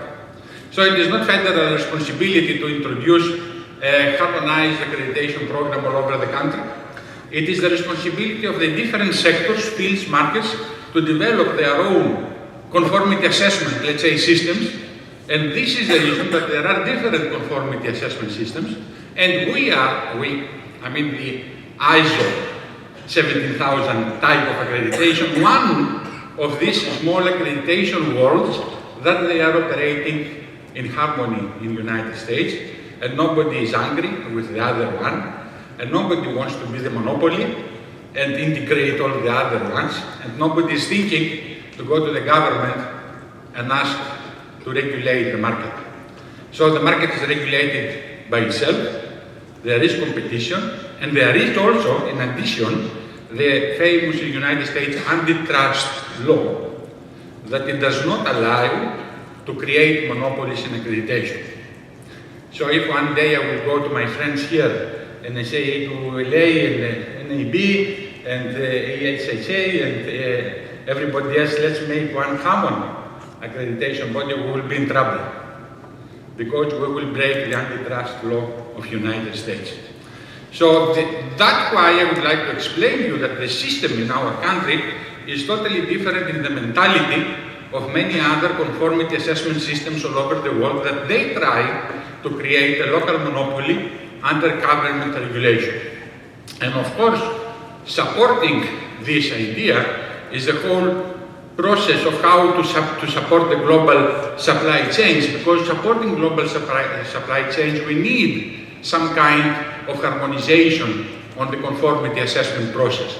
And this harmonization is provided today through the ILAC, and then APAC, of course, in the regional level, MLAs and MRAs. So we are different accreditation bodies operating in different economies, but through the harmonization that we can achieve through the MLAs and MRAs, we can support in a sufficient and effective way the global supply chains. The way we're going to do, the distinguished guests from the panel will explain to you in a while. One last comment I would like to make, and this is related to a previous presentation from Rick Titus. It is the international dimension of the conformity assessment bodies. Because it is true, and like it or not, our clients, not only in the United States, but all over the world, are conformity assessment bodies that they operate globally. And it is important for us to understand this reality, and it is important for us to understand that we cannot close the accreditation inside national borders. So if there is one conformity assessment body, certification entity, that is operating in 10, 15 countries, we cannot ask them to go and take 10 different accreditations, because we are not competent to develop a system to really accept the accreditation of the other ABs. And unfortunately, this is the information, from the information I have, this is the way we are moving. There are initiatives in many areas of the world to close the accreditation and request national accreditation for the accreditation bodies who operate in a specific economy. And then they have to do another accreditation in another country, and then after a while they're going to have 10 different accreditations for the same conformity assessment body, because we are not in position to operate under the MLA of IF and ILAC, and this is true. It is true that we have this problem, and we have to ask ourselves, as accreditation bodies, who is our client? And this is a question important for all entities. Who is our client? Is it government? Because government in some cases is establishing the accreditation body. Are the accreditation bodies existing to support government initiatives? Is the client of the accreditation body regulators? Or it is the conformity assessment bodies? According to the United States model of accreditation, our client is conformity assessment bodies and the market in general, the consumer. So we are existing to serve them. We are not existing to regulate them. And this is a totally important mentality that we developed in the United States, and probably is not always applicable in many areas of the world.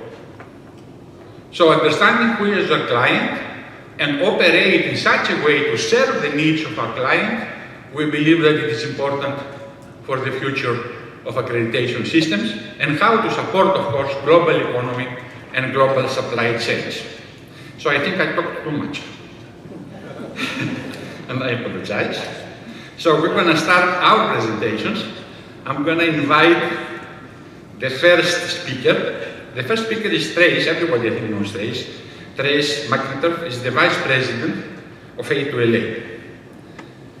Trace currently represents A2LA in the ILAC General Assembly, ILAC Accreditation Issues Committee, and corresponding working groups, APAC General Assembly, APAC MRA Council, APAC Technical Committee, and he's convener of the ILAC Water Working Group.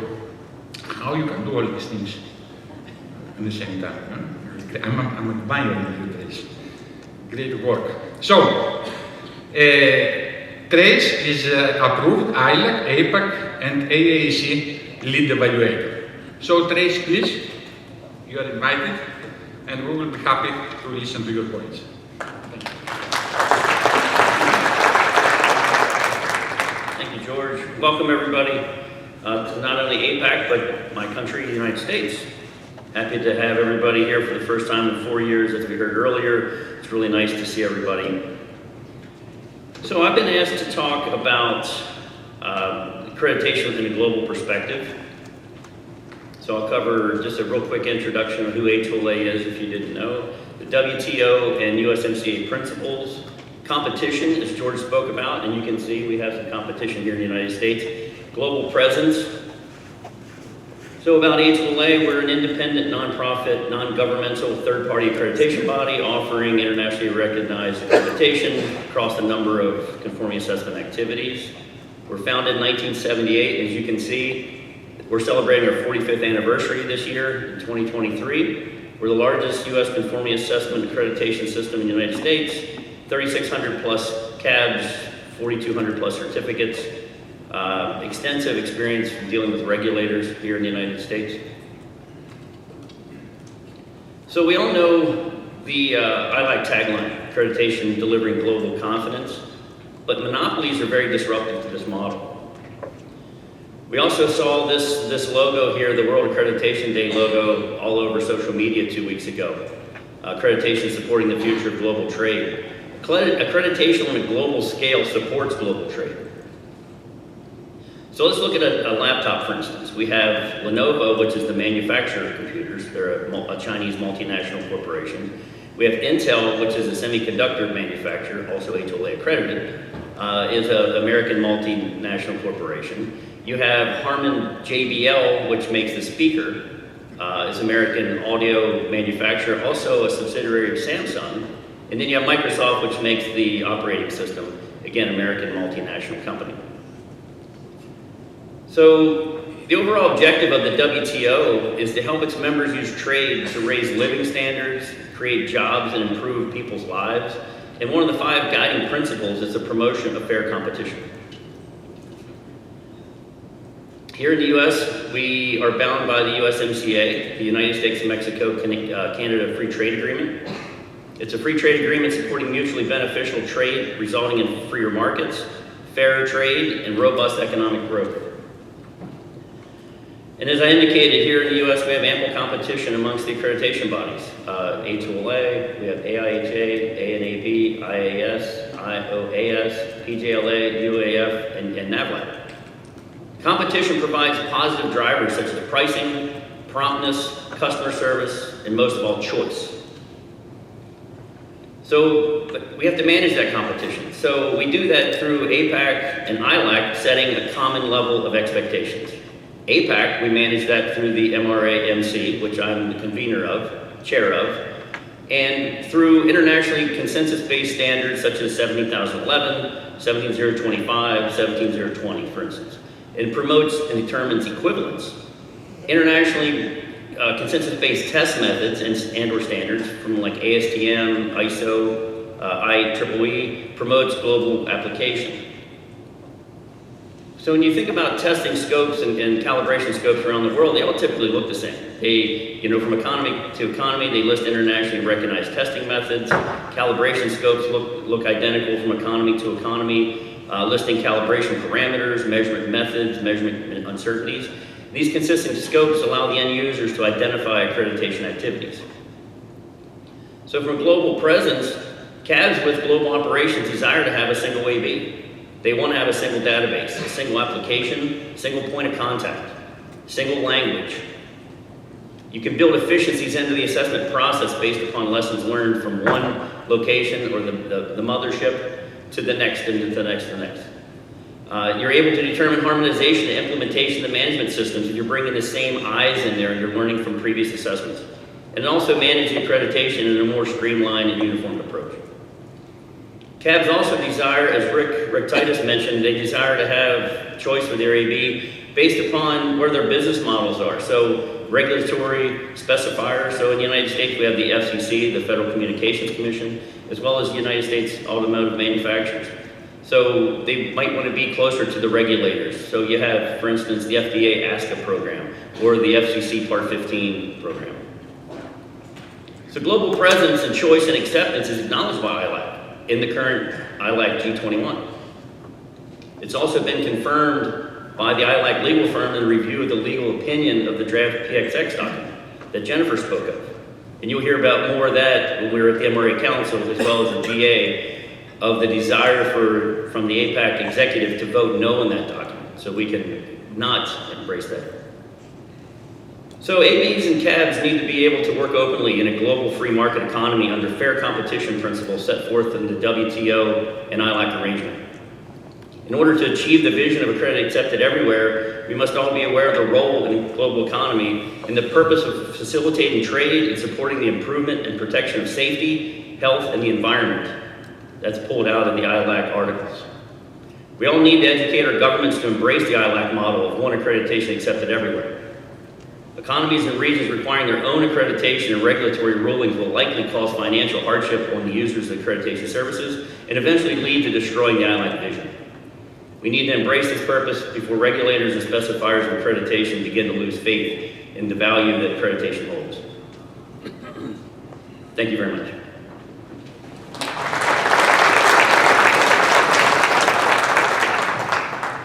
Thank you very much, Ray. And now I'm going to invite Mr. Brad Moore. He has been Program Manager for the National Volunteer Laboratory Accreditation Program NVLAB since 2007. Brad, as a Program Manager, he's involved with the many aspects of the laboratory accreditation process and oversees the operation of 7 of NVLAB's accreditation programs. He is a qualified ISO IC 17025 assessor, an APAC qualified peer evaluator, and is the NVLAB delegate to APAC. He is also a former APAC Technical Committee Chair. Brad received a Bachelor of Science degree from the Frostburg State University at Maryland in 2000. And Brad, please, you are welcome. Thank you.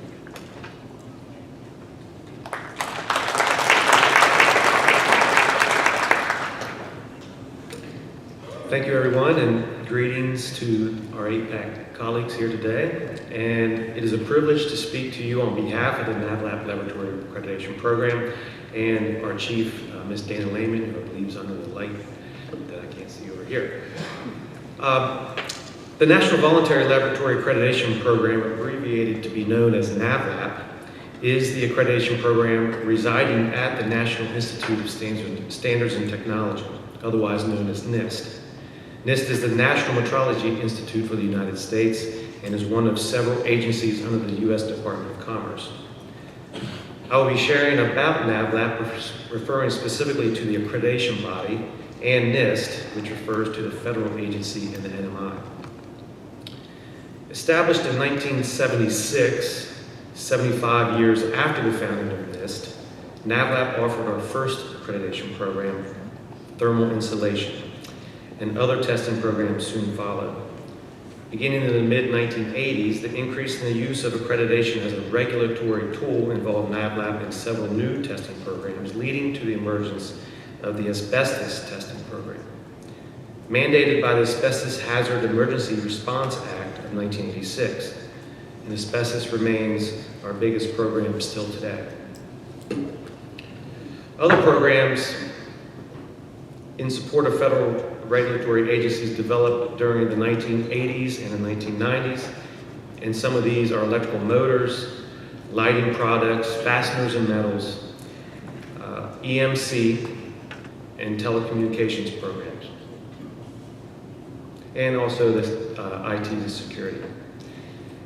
Then in 1991, the National Conference of Standards Laboratories, known now as NCSL International, filed a request that NIST, under NAVLAB, develop a calibration laboratory accreditation program. Then in the first decades of the 2000s, NAVLAB saw a trend towards the development and growth of federally mandated accreditation programs in areas deemed to be inherently governmental and were aimed at improving health, safety, and security. Such programs developed and established during that time were personal body armor, now called law enforcement and corrections equipment, biometrics testing, and healthcare and information technology, also known as healthcare IT. Several existing programs expanded to meet specific needs of government agencies, such as the addition of solid-state lighting to the EPA program and the addition of the GSA PIV card reader in the IT security program.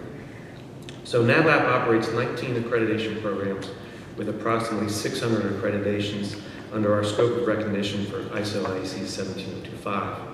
Accreditation is available to public and private testing and calibration labs, including commercial, manufacturer, in-house labs, university, federal, state, and local government labs, unless prohibited by program-specific requirements. So NAVLAP is a government-based system and program. The unique nature of NAVLAP being a government-based accreditation body is that our operational existence is written into federal law. The U.S. Code of Federal Register, CFR, Title 15, Part 285 to be exact.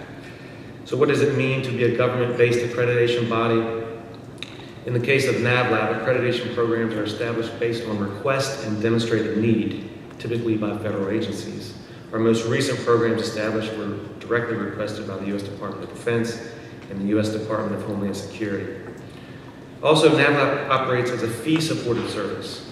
The administrative fees collected from the laboratories cover the annual operating budget, rather than appropriated funds collected from taxpayers. And lastly, many of the qualified technical assessors are subject matter experts within the NIST laboratories themselves. This close accessibility of technical expertise is a valued asset for our program. So as mentioned earlier, our accreditation programs are developed upon request, typically by federal agencies. NAVLAP closely interacts with regulators and stakeholders in establishing each of the program's requirements, which are then published as part of the NIST Library's Handbook 150 series. And then we continuously interact with the scheme owners as the conformity assessment programs evolve over time. Recognition from U.S. regulators for accreditation programs include the following as examples. The energy efficient lighting products. The energy efficient lighting program was established in 1991 at the request of the National Electrical Manufacturers Association. The program has evolved to support the EPA Energy Star and the Department of Energy Lighting Efficiency programs. EMC and Telecom, and Trace mentioned this earlier, the EMC and Telecom testing program was developed upon request with other ABs as well by the U.S. Federal Communications Commission, the FCC's Office of Engineering and Technology.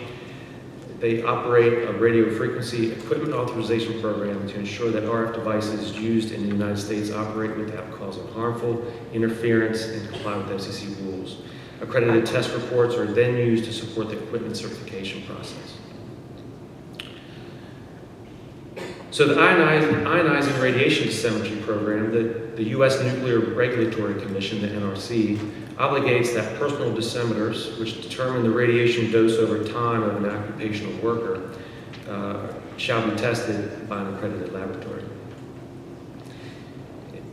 And then the CMVP, so the cryptographic algorithm and algorithms and modules. The cryptographic module program was established in 1995 in joint effort between NIST and the Canadian government's Communications Security Establishment, the CSE.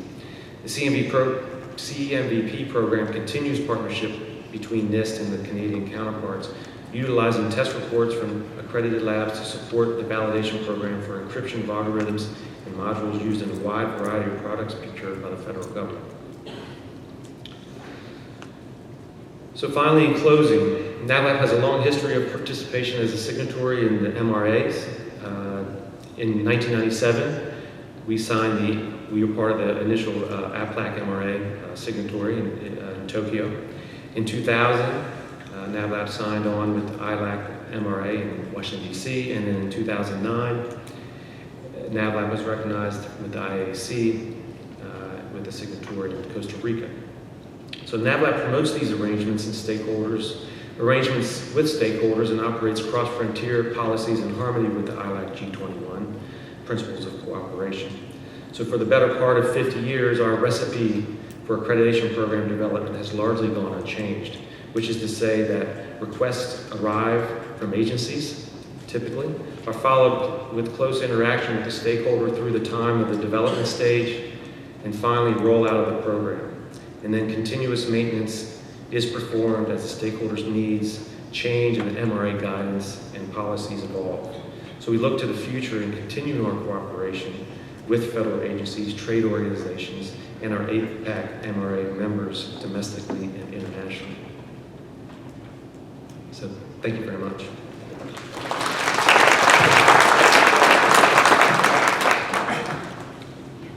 Thank you, Brad. It was a very interesting presentation to see, explaining us all the different programs you are operating in support of different supply chains. And now I would like to invite to the podium Dr. David Crucifix, the Executive Director of IOAS. David joined the IOAS as Assistant Executive Director in 2000. After an earlier career in development aid working mainly in the Caribbean islands, Africa and Asia, followed by a move to organic agriculture as a grower, inspector and finally certifier. With IOAS, he has performed many assessments of certification bodies all over the world. David is now particularly responsible for overall operations in the IOAS. He has a degree in agricultural science and a PhD in plant pathology. David.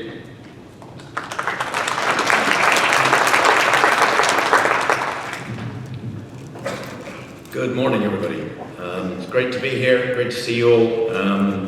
Not my first time in California, but it's a nice welcome change from the UK for sure. You can tell my accent is different from those others. So I am from the UK, but I'm very proud to say that I've been Executive Director of the IOAS since about 2011, I think to remember. I want to continue the theme a little bit. IOAS doesn't really stand for anything anymore. It used to stand for International Organic Accreditation Service, but we dropped the full name when we started doing other things a little bit. We were founded in 1997 by an organization called IFOAM, which is a German non-profit, and they started setting standards in the organic world since the 1970s. But then they decided they needed to move the accreditation out from their own wings, if you like, so they set us up in 1997. So they are our parent organization. So I want to talk a little bit about the IOAS, who we are and how we work, and then get into the environment in which we work with, and pick up on some of the themes that you've been hearing about already towards the end. Yeah, okay. So, my topic really is that we were, with this origin being from a German non-profit, we started off being global. It's a global issue, and the parent organization was very interested and motivated to promote organic agriculture and manufacturing all around the world. So, and we were developed, IOAS was developed essentially to pursue that mission using the vehicle of accreditation. So we have a maybe slightly different origin to some other APs. I have just 4 slides. This is the second one. And as I say, I want to speak a little bit about us initially to give you some context of how we've worked over the years. So like many others, we're a non-profit. We're mission-driven, which is the statement on the right. But basically, we're there to grow organic, but through trust and integrity. Yes, we're global. We're US-based, oddly enough, perhaps based in North Dakota. But in fact, over the years, we have developed most of our staff as being outside the USA. We have people now, staff members, full-time staff members in 15 countries, in the Americas, North, South, in Europe, but also in Asia and more recently in Africa. So we are absolutely global focused and trying to deliver a global program. In addition to that, our focus is product certification. We don't do anything else. And more than that, within product certification, we're focused on accreditation of certification bodies working in this field of organic agriculture, manufacturing, and related areas. And I'll come on to that in one moment. What this focus does for us, at least, is allow us to be almost pure, if you like, in terms of our staff. I worked out the other day that about 80% of our board members, committee members, and personnel have some sort of organic interest, qualification, experience, and so forth. It's 80%, which I find quite amazing, something I'm very proud of. And most of the board members and committee members are volunteers with us. You'll see across the top of the slide there that we work with a number of different schemes, several regulators. The one we originally started working with was the European Commission, when they started their organic regulation back in the early 90s.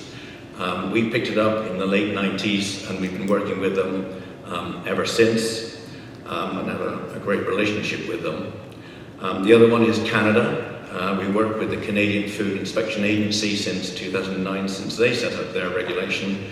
And that's a different relationship, which I'll tell you about in one moment. A couple of other countries we do work with, Mexico, Chile, Peru, Australia, very informally, are also sort of something we spend a lot of time on.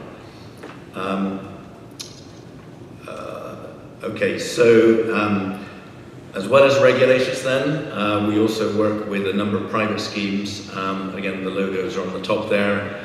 A couple of cosmetics schemes, organic and natural cosmetics, and a couple of textile schemes, which organic and recycling, etc., etc. So those sort of areas, as well as agriculture under the iPhone Organics International.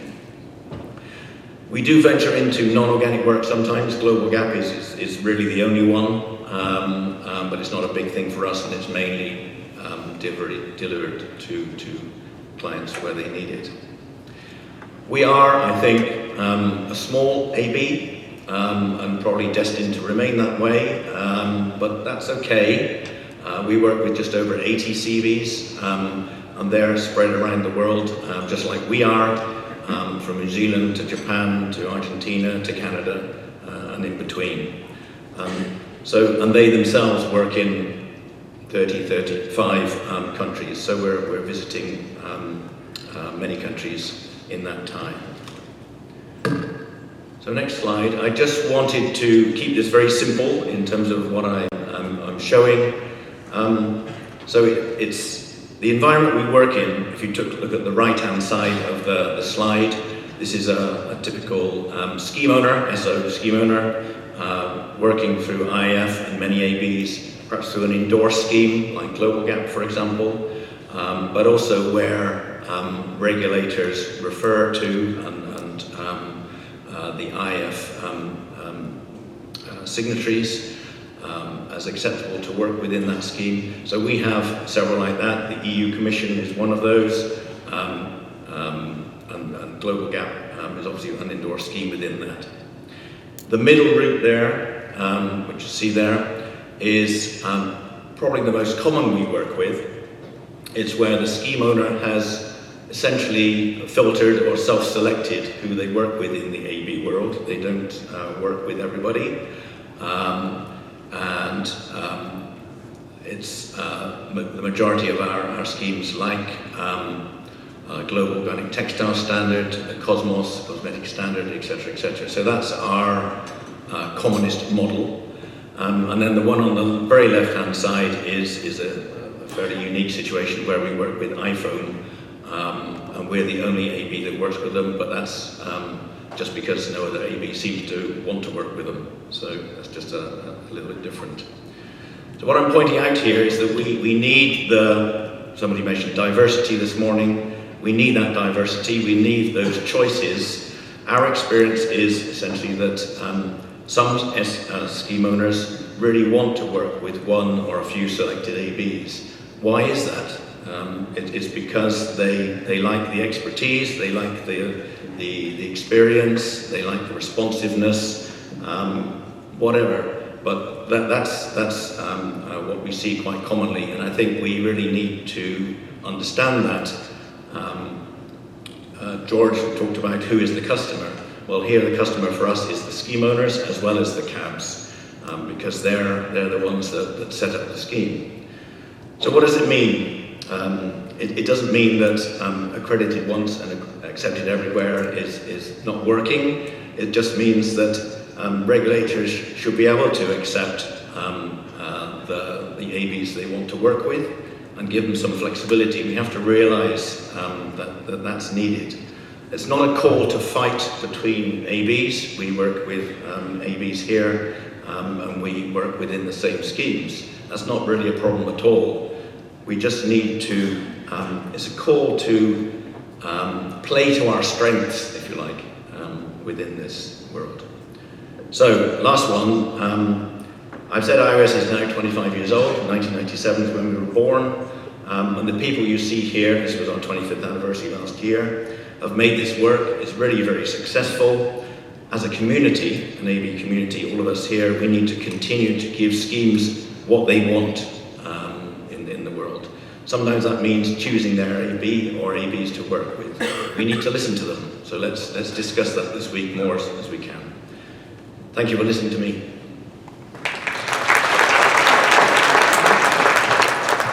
Thank you, David, for the interesting presentation. And now I'm going to invite to the podium Mr. Parveen Sadana, the Director and Chief Technical Officer of United Accreditation Foundation. Parveen is an engineer with more than 25 years in accreditation and certification. He is the former National President of Indian Industries Association, the largest industries association of India. He is the former National Vice President of the People Rights Protection Society. He is also a lead assessor for management systems and certification of persons. Parveen is working with IIF since 2014. Parveen, thank you very much.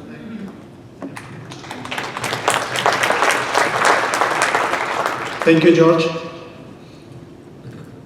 Good day, everybody. I will be speaking on the topic global presence and need to serve globally by the accreditation bodies. Just to start with, in the USA today, about 9,500 cabs are accredited by all the US ABs. Out of that, around 2,800 cabs are accredited globally. Can you see it's not working? Yeah, okay, that's fine. Okay, thank you. So American ABs have accredited more than 30% of the cabs globally, providing free choice and access to the cabs globally. I'll just brief about the UF. UF is a not-for-profit organization. Global presence is North America, Asia, Europe and UK. A very small AB having 32 accredited cabs, management systems, inspection body, and also have skilled accreditation personnel across the crop. Talking about globalization of trade, I was directed by George and Craig that to speed up little because we are little behind the schedule. So this has already been taken by Trace. So I will skip this slide and come to the, also skipping the WTO slides because it is already taken by Trace, and coming to what are the reasons for the cross-frontier accreditations. So if the cab clients require accreditation by a specific accreditation body and will not be suited to serve the domestic equivalent or national equivalent if an economy doesn't have its own AB. If the domestic AB does not offer accreditation for the required scope, if the economy's accreditation body has not received a positive result in a peer evaluation, or by request of a cab operating globally headquarters, or if cab is internationally organized and our global players, like as you have said, recognitions can be transferred to other countries. So cross-frontier accreditation acts as an excellent training model for the development of further accreditation services, joint assessment and joint accreditations. So what are the benefits of global accreditation model? Global presence gives confidence to regulators and customers, helps in supporting developing economies. They can export safe and compliant products world over, helps developing economies to build their conformity assessment system, share resource pool, resourcing having specific competence can be shared worldwide, readily acceptability in more countries, added values due to the involvement of global exposures of assessors, access to global market and supports global supply chain and value chain. So what are the challenges? Restrictions being placed in certain economies on functioning of overseas ABs or multiple ABs. Regulations not allowing other ABs than national ABs. These ABs have free choice to operate globally, but the cabs in that countries have no choice, no free choice for the accreditation from the foreign ABs. So this is a reverse system. Instead of giving free choice to the cabs, these regulations are putting restrictions on the cabs and allowing ABs to work globally.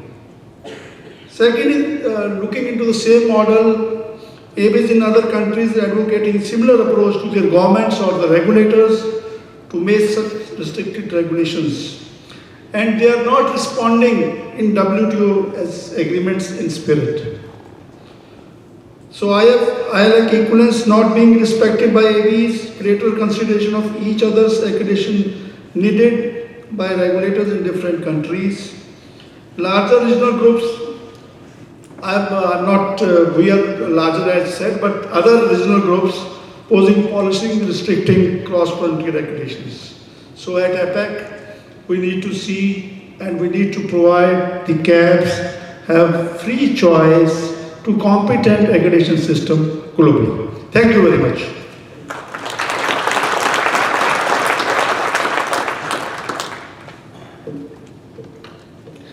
Thank you very much, Parveen, for the good points regarding the advantages and the benefits of global accreditation services. And now we will proceed with this Mrs. Tracy Sergeant. She is the President of Perry Johnson Laboratory Accreditation, a private third-party accreditation body located in Troy, Michigan. She serves on several committees and boards of both international and national industry, related and related associations. She holds a general science and business administration degree, as well as several ISO 9000 and ISO 17025 series training certifications. Tracy.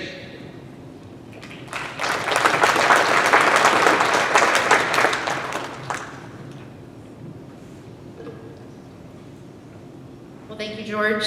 Again, my name is Tracy Serzen. I am the president of Perry Johnson Laboratory Accreditation. We have been a APAC MRA signatory since 2008. Have about 2,000 accredited conformity assessment bodies within the United States as well as globally. Okay, sorry.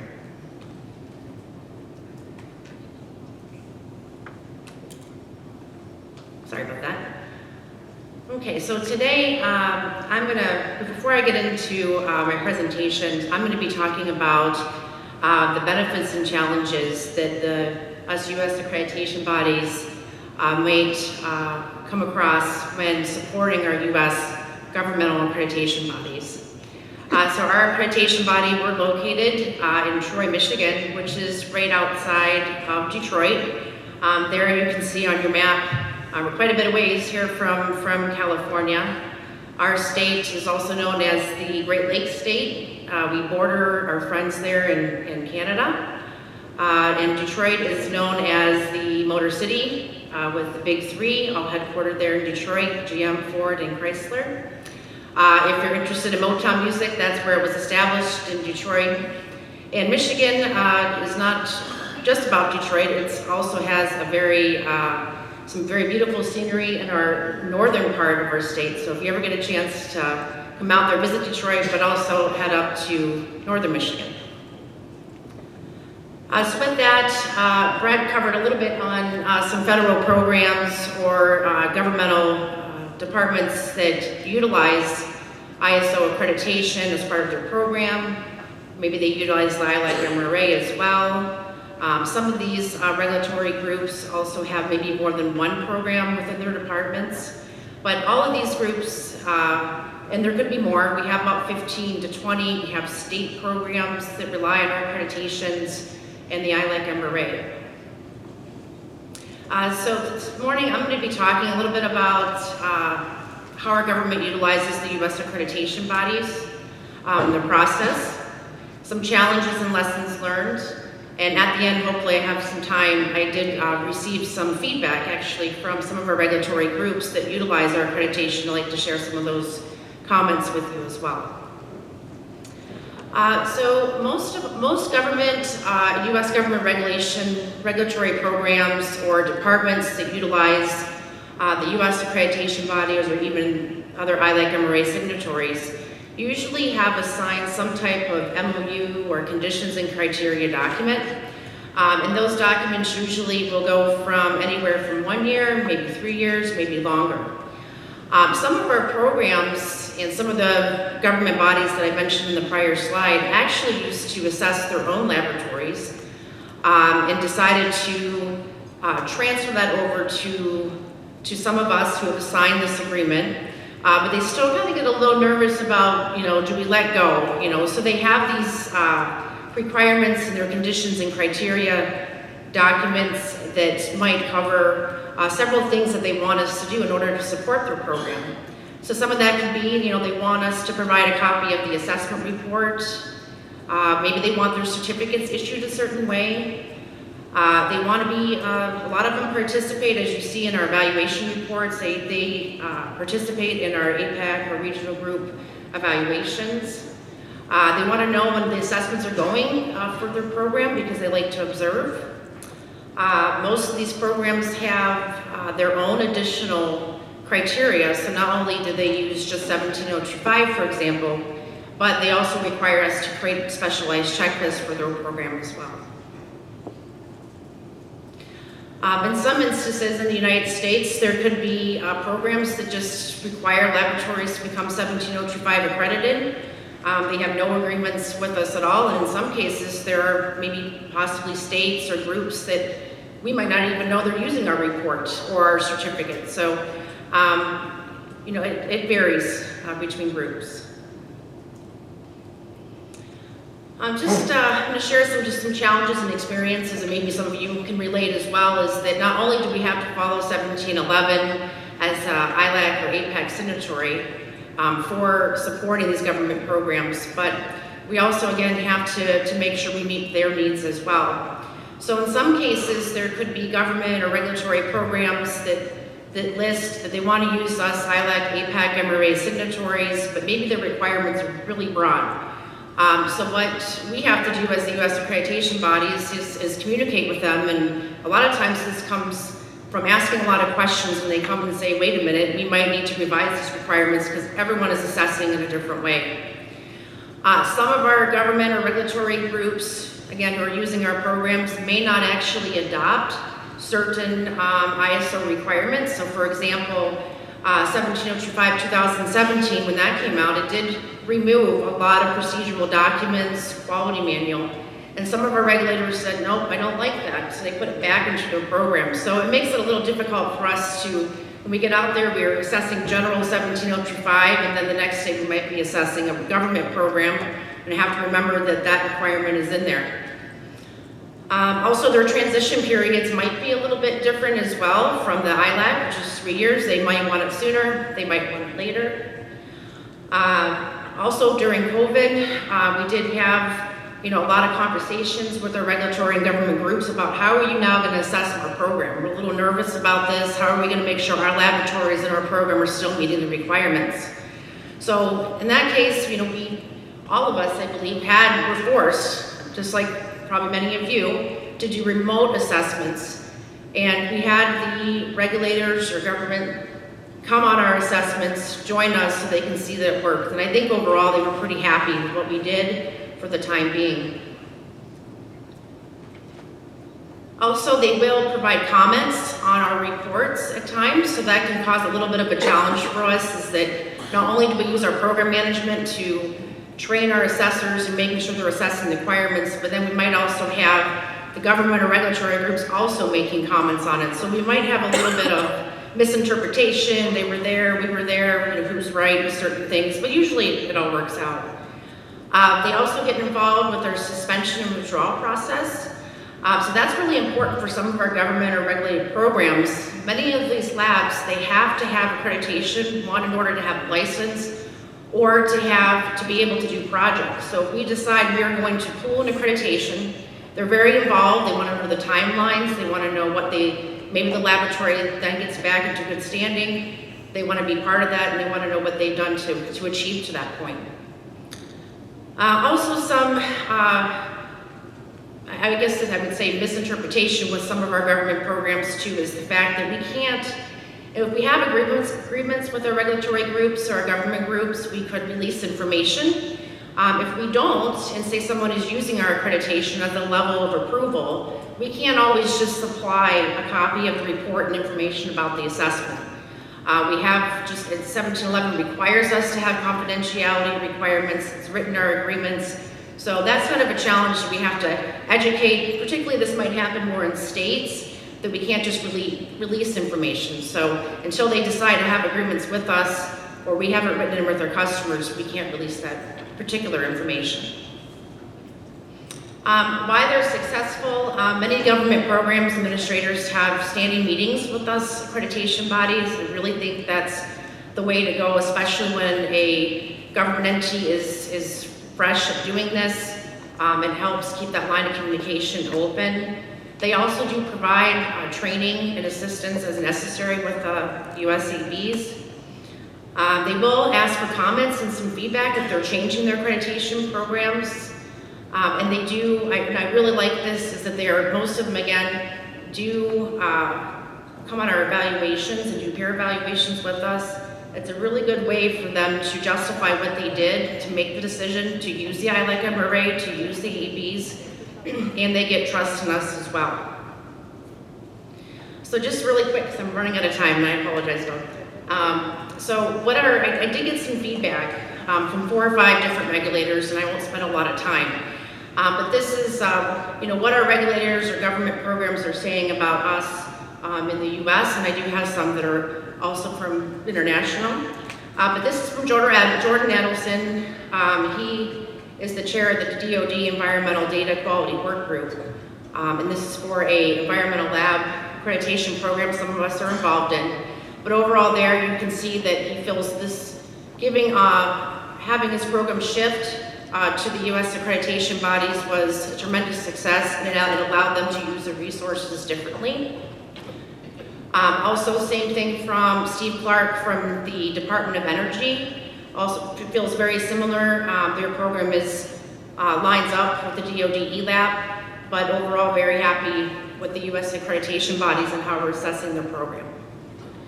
This one I really liked, and there's actually more that was said, but this is from Earl Mayhorn, who's part as a NUPEC evaluator. And not only does he come out and participate and observe some of the U.S. accreditation bodies, but other international accreditation bodies under APAC. But again, his comment was that he feels this is a good route for them, and that because of this, the ILEC-MRA is definitely being trusted by the NRC. And then lastly, this is a newer program from 2020 from Stacy Chow, who gave us some feedback on the US FDA ASCA program. Okay, so in summary, the USABs work together to promote accreditation. I feel like we're all pretty much on the same page as far as wanting the ILEC-MRA to be used. We support our government programs in developing accreditation programs whenever available. And as you can see, the ILEC and the APAC-MRA is really critical in our market. I hope it continues its strength, and also we hope to see more regulators and specifiers relying on our program. So thank you very much, and I apologize it was a little overtime there.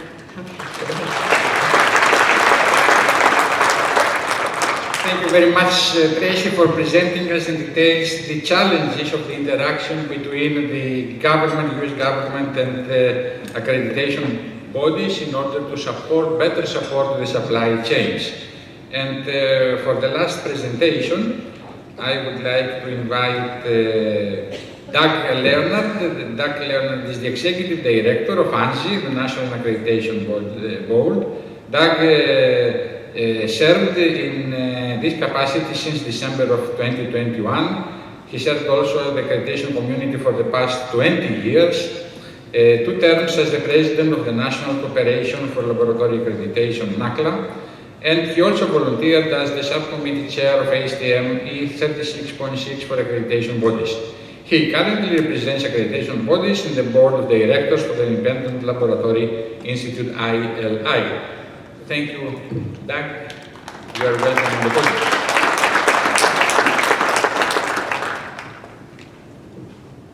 First, to follow up on Tracy's presentation, well done. A lot of what those programs represent aren't just domestic programs. Those are international programs. ASCA, the last one's a prime example. A new program, shout out to NIST, by the way, for Standards and Conformity Assessment Division. Under that program, what occurred was NIST sent a representative to the FDA for over 2 years, I think, to develop that program. With that, currently, the program's recognizing and piloting through domestic ABs, but certainly will be an international one.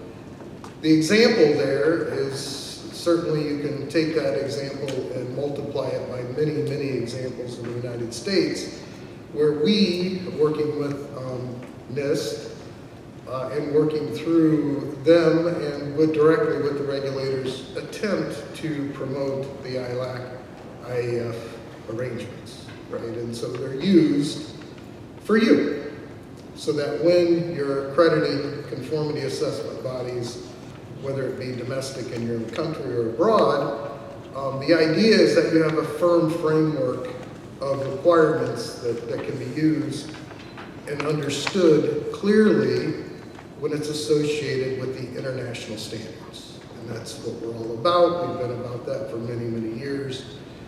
So we, the US ABs, are here to help, meaning that if you have questions, you have concerns, or if you have just clarification that you need for any of these programs, feel free to reach out to any of us who are involved in those programs, and we're very happy to assist in understanding and setting up that conduit with the regulator so that you can meet the needs of the public, okay? Those that use the conformity assessment results, and certainly in your accreditation process. So it's very important that you understand that when these programs are established, you aren't in a vacuum if you want to, or asked by a conformity assessment body to assist them in an accreditation against them.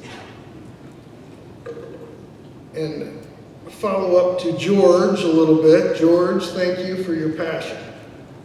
You know, George brought me, George is certainly, if anybody's talked to George for even a second, you understand the passion that this guy has for conformity assessment.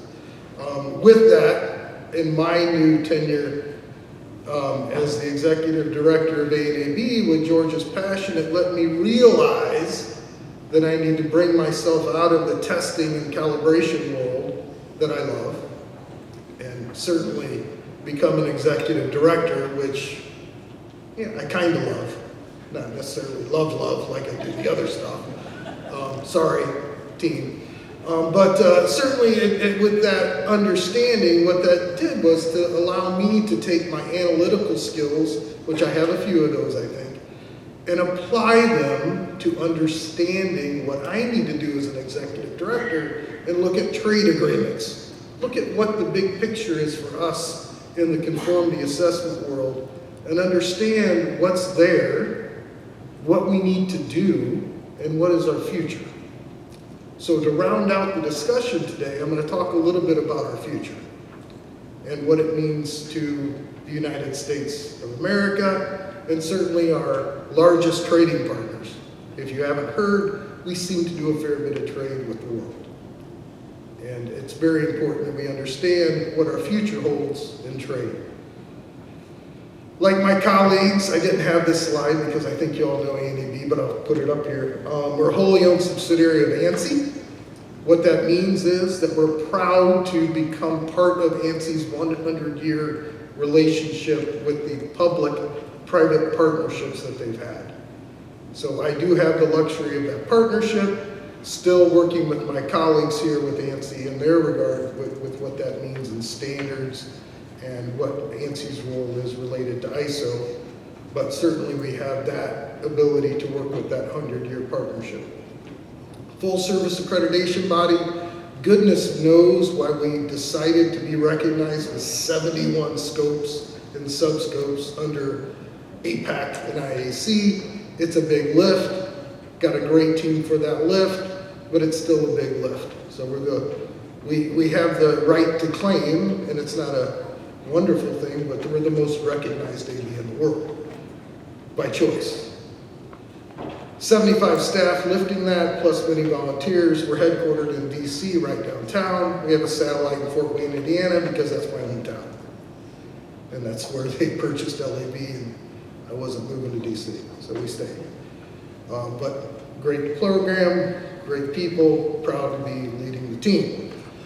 So what are we going to talk about? We're going to talk about Doug's investigation into USMCA, Kuzma, Elias, TMAC, Marta, she's here. Free trade agreement between the United States of America, Mexico, and Canada. Why are we going to look at that? Well, for 25 years, we had something called NAFTA. In 2020, Mr. Trump, however you want to say it, signed a new agreement with United States, Mexico, and Canada. And that agreement is the new USMCA. Why do I bring it up? Because you know what? In my investigation, it's a good agreement. One that should be modeled, in my opinion. One that brings us into account in 3 countries' trade agreements specifying our arrangement, believe it or not, through ILAC and IAF. So I'll talk briefly about the definitions. Why do I want to talk about definitions? Because they're always important. We're all conformity assessment junkies, and we're all interested in definitions. So I'll bring up what they define the International Conformity Assessment Systems, plural, to be, which means systems that facilitate voluntary recognition or acceptance of results of conformity assessment or accreditation bodies by the authorities of another party based on compliance with international standards for conformity assessment. They further define mutual recognition agreements. Agreements, as we know, are between governments.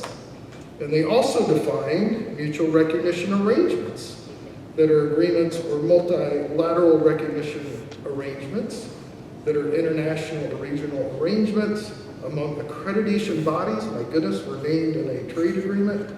In territories and parties in which accreditation bodies on the basis of peer evaluation, that's us, accept the results of each other's accredited conformity assessment bodies or other conformity assessment bodies in territories.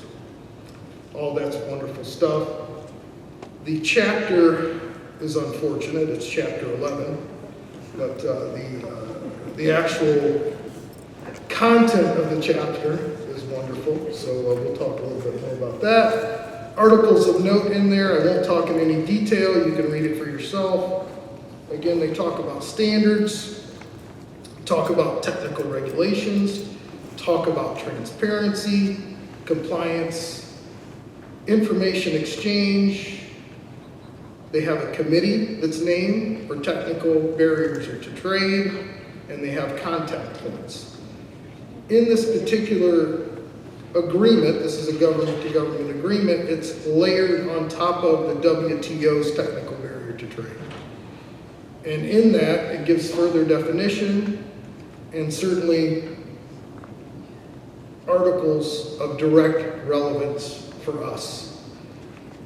Article 11.6 is on conformity assessment, and it's on national treatment. Again, it's layered on top of Article 6.4, the TBT agreement for the WTO. In that particular agreement, they talk about accreditation, they talk about approving, they talk about recognizing conformity assessment bodies. That direct relevance is there. Certainly you're there to read it when you have time. What I do like is 11.6 continues to talk about a word called accreditation.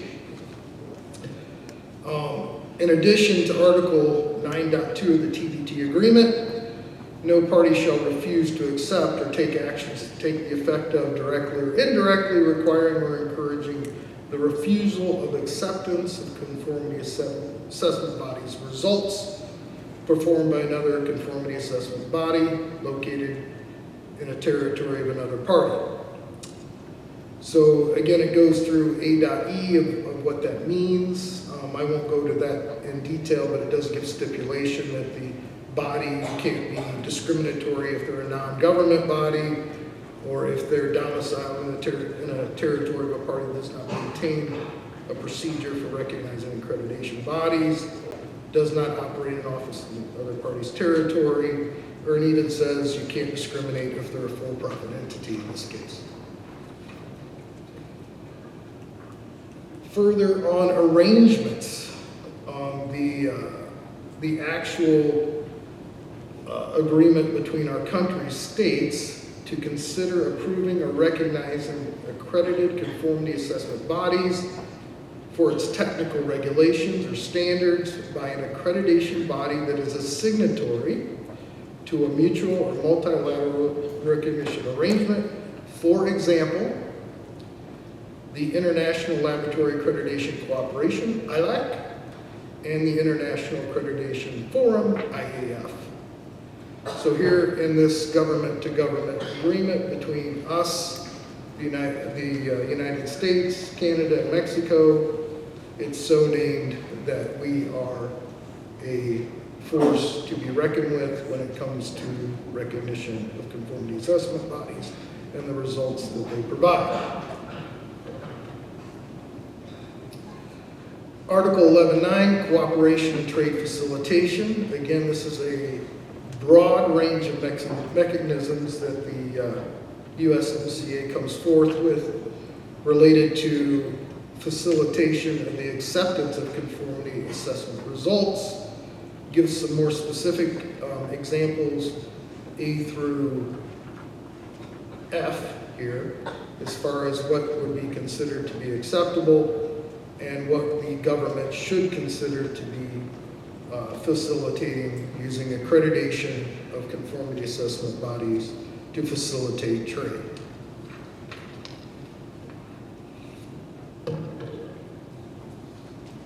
I like it. I like the model. It's not perfect, okay? But it sure does get a solid triple, in my opinion. Not even a double. It gives a solid triple for an example on what a trade agreement should look like between countries. And with that, it could be used as an example for, let's say, economies that have trade agreements that are very restrictive. Here we have a trade agreement that is relatively flexible. It is risk-based in its read. It gives risk a consideration when it comes to what conformity assessment should be accepted or not accepted as the results to be trusted. It does include ILAC and IAF. It is a unified approach. It does facilitate innovation. It even names that it should facilitate innovation. The methodology is there. It facilitates a public-private partnership and, in my opinion, should be expanded worldwide for trade.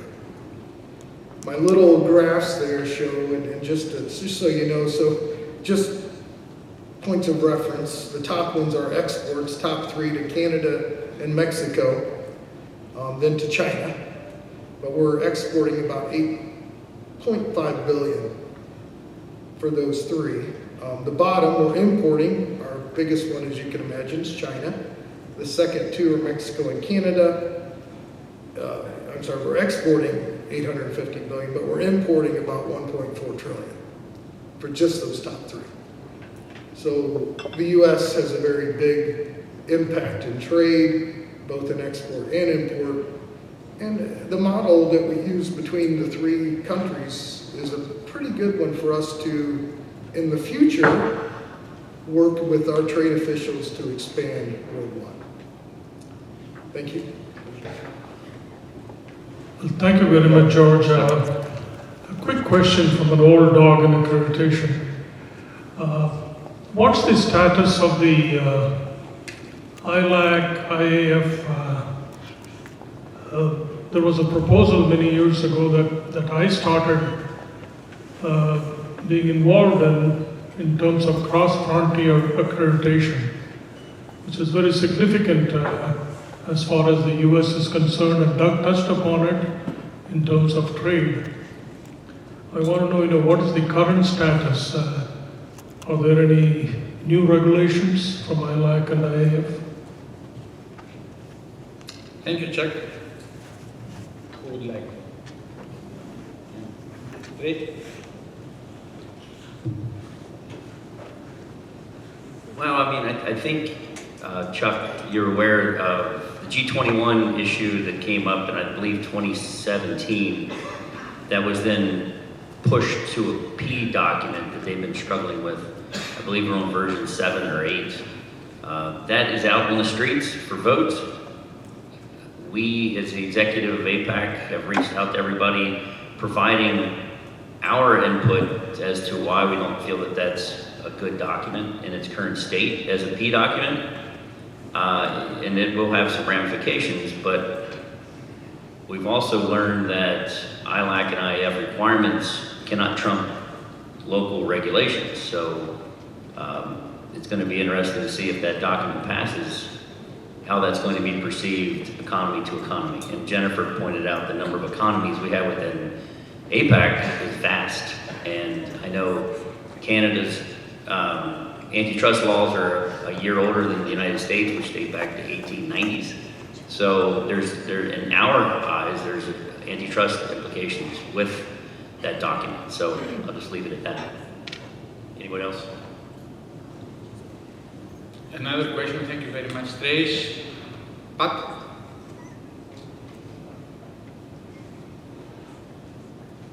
Thank you. Thanks, Doug, for the model trade agreement. I just wanted to ask for the benefit of the assembly here. Is there a specific committee within APAC that we can get involved in if this is something that is interesting to us, near and dear to our heart, as far as helping to push forward with this model trade agreement and facilitate working with governments around the world to hopefully get this into a global standpoint? I guess the answer is maybe. Here in the United States, we've formed with Mexico and Canada just our, a group for us to address what USMCA, CUSMA, and TMET says, right? And what does that mean to us here as far as conformity assessment between our three countries? And it's new, 2020 is new compared to us catching up to it and figuring out what does it mean, how does that apply here between our three countries, and then with that, maybe that'll expand. But I think at this time, it's more, internal to us figuring out. But that's my opinion. Thank you very much, Doug. We have time, as you can see, for one more question before we conclude the panel. Any other question? Yeah. Yeah. My name is Sunil Hazarian, and first of all, may not be a question, but I want to emphasize on Dr. George Anastasopoulos' point that in the United States, the accreditation is market-driven, yet three others speakers, Dr. Crucifix, Mrs. Sersen, and Mr. Leonard pointed out actually the interference, I wouldn't call interference, mixing of government and private enterprising. Even in the United States, it's still there. So I understand that from the previous question that we do have an agreement between North and South America, but is there any time frame or any specific timing for globalization of this? Is this going to happen? Is working good now? There are too many questions in one, but what is the actual trend at the moment?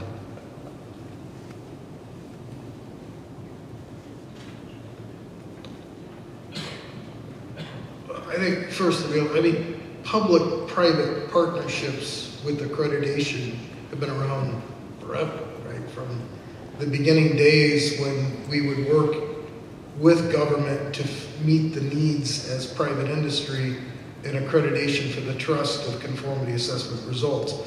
As Tracy mentioned, we have many, if not 100+ different programs that exist today that involve public-private partnerships. They work fine, meaning that the government will specify certain accreditations to happen here in the United States or even abroad globally, that they'll just set the requirements for and layer. The goal is that they layer those, either specify directly the ISO standards, or they layer whatever the requirements are on top of those standards. And then if there are AD requirements, Tracy mentioned meetings and facilitating results to those organizations, it's seamless. And that happens not just in our country, that's in every country, I'm sure. So I guess to your question is that a conflict or is that an issue? No, there's no issue there whatsoever. Thank you, Doug. Also, I would like to add on that regarding the market-driven accreditation, we have different signals and different trends from different parts of the world. For example, on the USMCA zone, North America in reality, it is a trend growing, and we tend to have more market-driven accreditation, but there are other areas of the world that it is the opposite direction, that the introduction of local monopoly in accreditation is working on a totally different government control. Only accreditation is moving towards a totally different direction. So you can find both trends in the world right now. So I think time is over. If you want to add something more, before we conclude, I would like to present a few summary notes of the discussion today.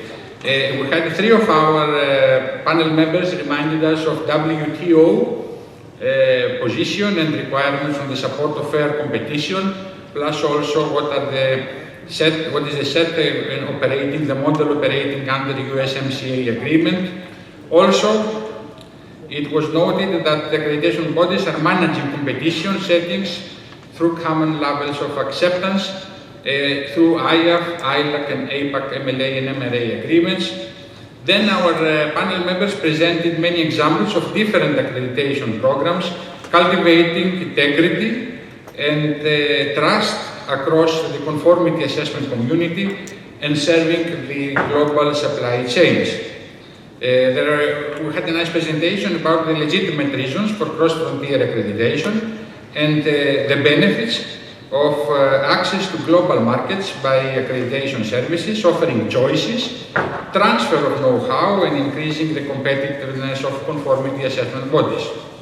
Also, we listened to the advantages of the interaction of government and accreditation bodies in order again to support the supply chains, plus also the possibility, the probability of harmonic cooperation of multiple accreditation bodies with the regulators in the United States, and this cooperation can support again the multiple supply chains in a harmonic and efficient way.